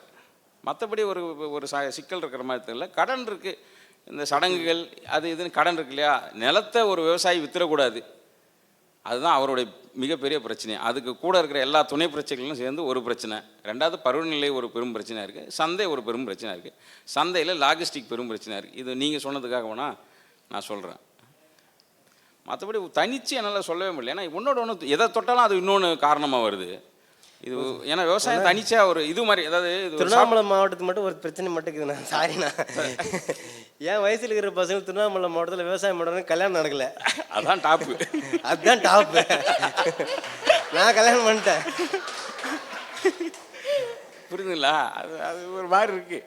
உற்பத்தி பண்ணிடுறோம், நாங்களே கூட சாப்பிட்றோம், இல்லை மாட்டுக்கு தீவனம் போட்டு மாடை வித்துடுறோம், அதெல்லாம் வேற. இதெல்லாம் எப்படி ஹேண்டில் பண்ணுறது? டவுனில் இருக்கு நகரத்தையே நாங்கள் ஸ்கிப் பண்ணிவிடுவோம். நாங்கள் இருந்து சாப்பிட்டு நாங்கள் பாட்டு ஜம்முன்னு குளிச்சுட்டு கிணத்துல குளிச்சுன்னு விளையாடி கிடப்போம். கல்யாணத்துக்கு எங்கே போகுது? ஏன்னா கல்யாணத்துக்கு மறுபடியும் அதே செட்டிங்ஸ் வருது. சொந்த வீடு வேணும், பெரிய நிலம் வேணும், போர் வேணும், விவசாயம் இருந்தால் பம்ப் செட் இருக்கிற மானாவாரி விவசாயம் பொண்ணு கொடுக்க மாட்டாங்க. மானாவாரி விவசாயி இயற்கை விவசாயம் இருந்தால் சுத்தமாக கொடுக்க மாட்டாங்க. அதுவும் ஐடி கம்பெனிலேருந்து விட்டு வந்தானா அதோட சுத்தமாக கொடுக்க மாட்டாங்க. இவன் வேலையும் செய்ய மாட்டான், உழைக்கவும் தெரியாது, இவனால் நிலத்து விட்டும் போக முடியாது. ஒரு வருஷம் கழிச்சு போனால் கம்பெனியும் ஏற்றுக்காது, அவன் கைவிடப்பட்ட ஆளாயிடுறான். அவர்களை பாதுகாக்கிறதுக்கெலாம் சங்கம் உருவாக்க வேண்டியிருக்கு. இன்றைக்கி ஐடி கம்பெனியில் வேலை செஞ்சு விவசாயிக்கு வந்து உழைக்க முடியாமல் நிலத்தை விற்றவனை பாதுகாக்கிறதுக்கு சங்கம் வரும். இதெல்லாம் பிரச்சனை. மற்றபடி பயிர் வளர்க்குறதுல அவங்ககிட்ட தான் இருக்கே காலகாலமாக. அவங்களுக்கு பயிர் வளர்க்குறதோ உற்பத்தி பண்ணுறதோ விற்பனை பண்ணுறதோ அதெல்லாம் பிரச்சனை இல்லை. இது மாதிரி ஒரு கொலைடல் சிக்கல் இருக்குது. ஒரு பில்லியர்ட்ஸ் மாதிரி எது எங்கே அடிச்சுது எங்கே வந்து உதுது தெரியாது. ஹாட் பொட்டேட்டோ பிரச்சனை தான்.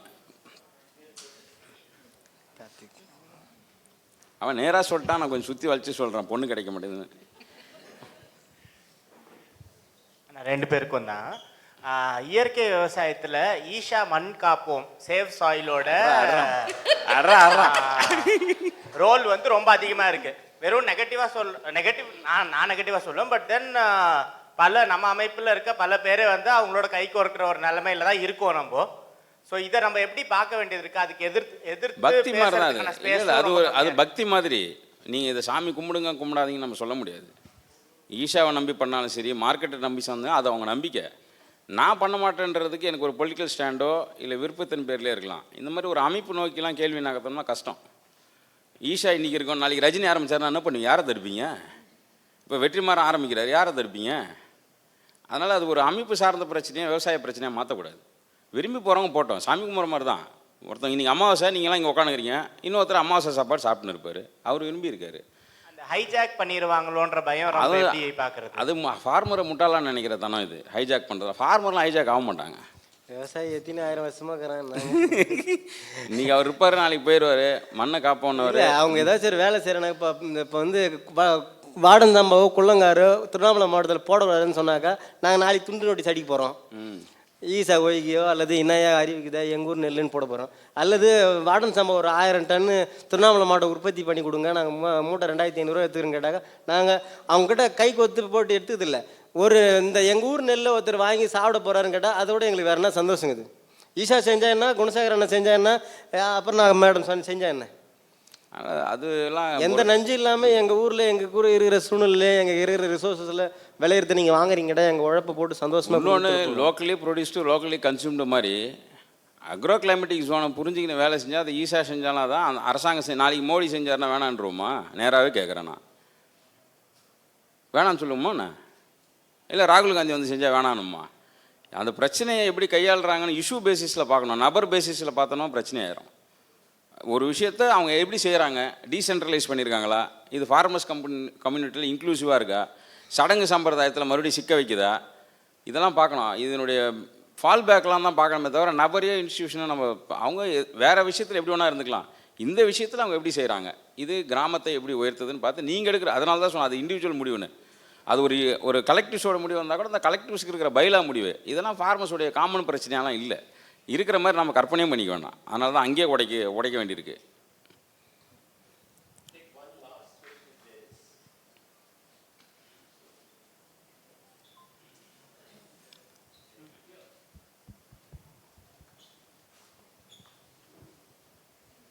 சார், நீங்கள் சொன்ன சில சின்ன சின்ன விஷயம் ரொம்ப கவனிக்கிற மாதிரி ஈர்க்கிற மாதிரி இருந்தது. ஒன்று வந்து விவசாயி இண்டிவிஜுவல் இல்லை அப்படின்னு சொல்லி சொன்னீங்க. அப்புறம் அந்த இன்டர்டிபெண்டன்ஸ் பற்றி பேசுனீங்க. அதாவது மெஷின் வந்து நடுவில் நுழையிறதுனால அந்த இன்டர் டிபெண்டன்ஸ் குறையுதுன்னு. அப்புறம் சிட்டியில் வாழ்றவங்களோட கில்ட் பற்றி சொன்னீங்க. இப்போ எங்கள் வீட்டில் கோவிட்க்கு அப்புறம் நான் வந்து டிஷ்வாஷர் வாங்கிட்டேன். அதுக்கு முன்னாடி வரைக்கும் எனக்கு எங்கள் வீட்டில் வர சப்போர்ட் பண்ணுற பர்சனோட ஹெல்ப் இருந்தது. இப்போ இந்த டிஷ்வாஷர் வந்ததுக்கப்புறம் அவங்களோட இன்ட்ராக்ஷன் எனக்கு போயிடுச்சு. ஆனால் எங்கள் வீட்டுக்காரர் இப்போ டிஷ்வாஷர் போடுறாரு. இப்போ இதில் வந்து அந்த பேலன்ஸ் எப்படி பண்ணுறதுன்னு தான் புரியல சார், இந்த டெவலப்மெண்ட்க்கும் இதுக்கும் நடுவில்.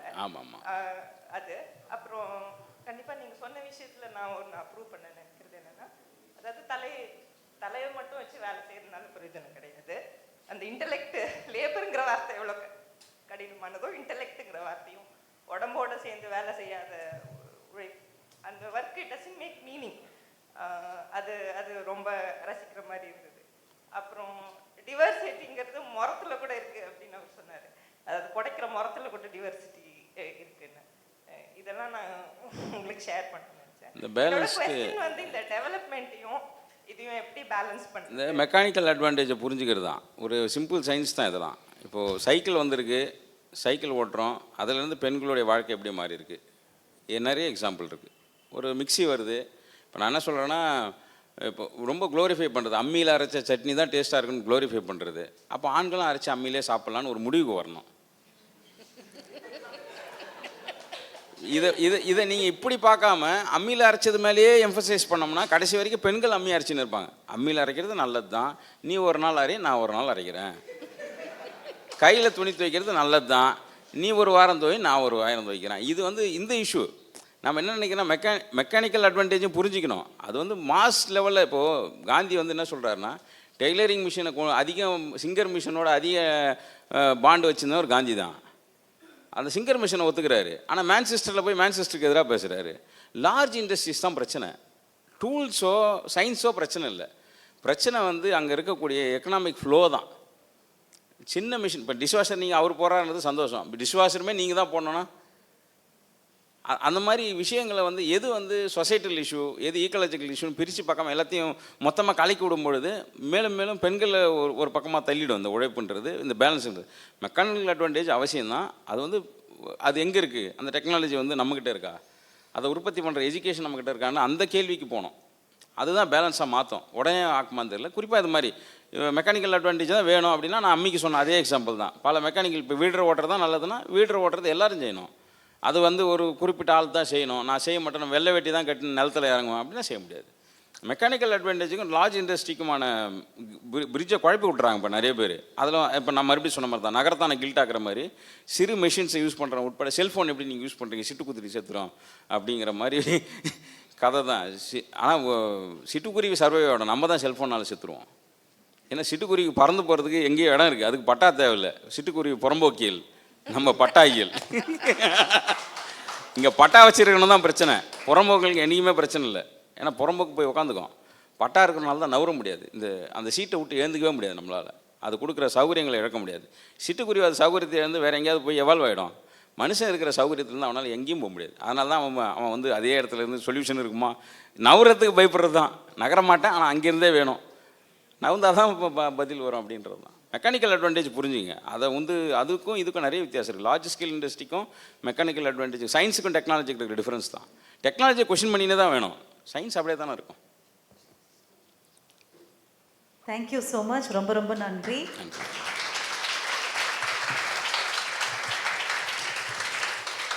Thanks to Lenin Dasan and Bhaskar Manimegalai. And thank you Aparna Karthikeyan for anchoring this.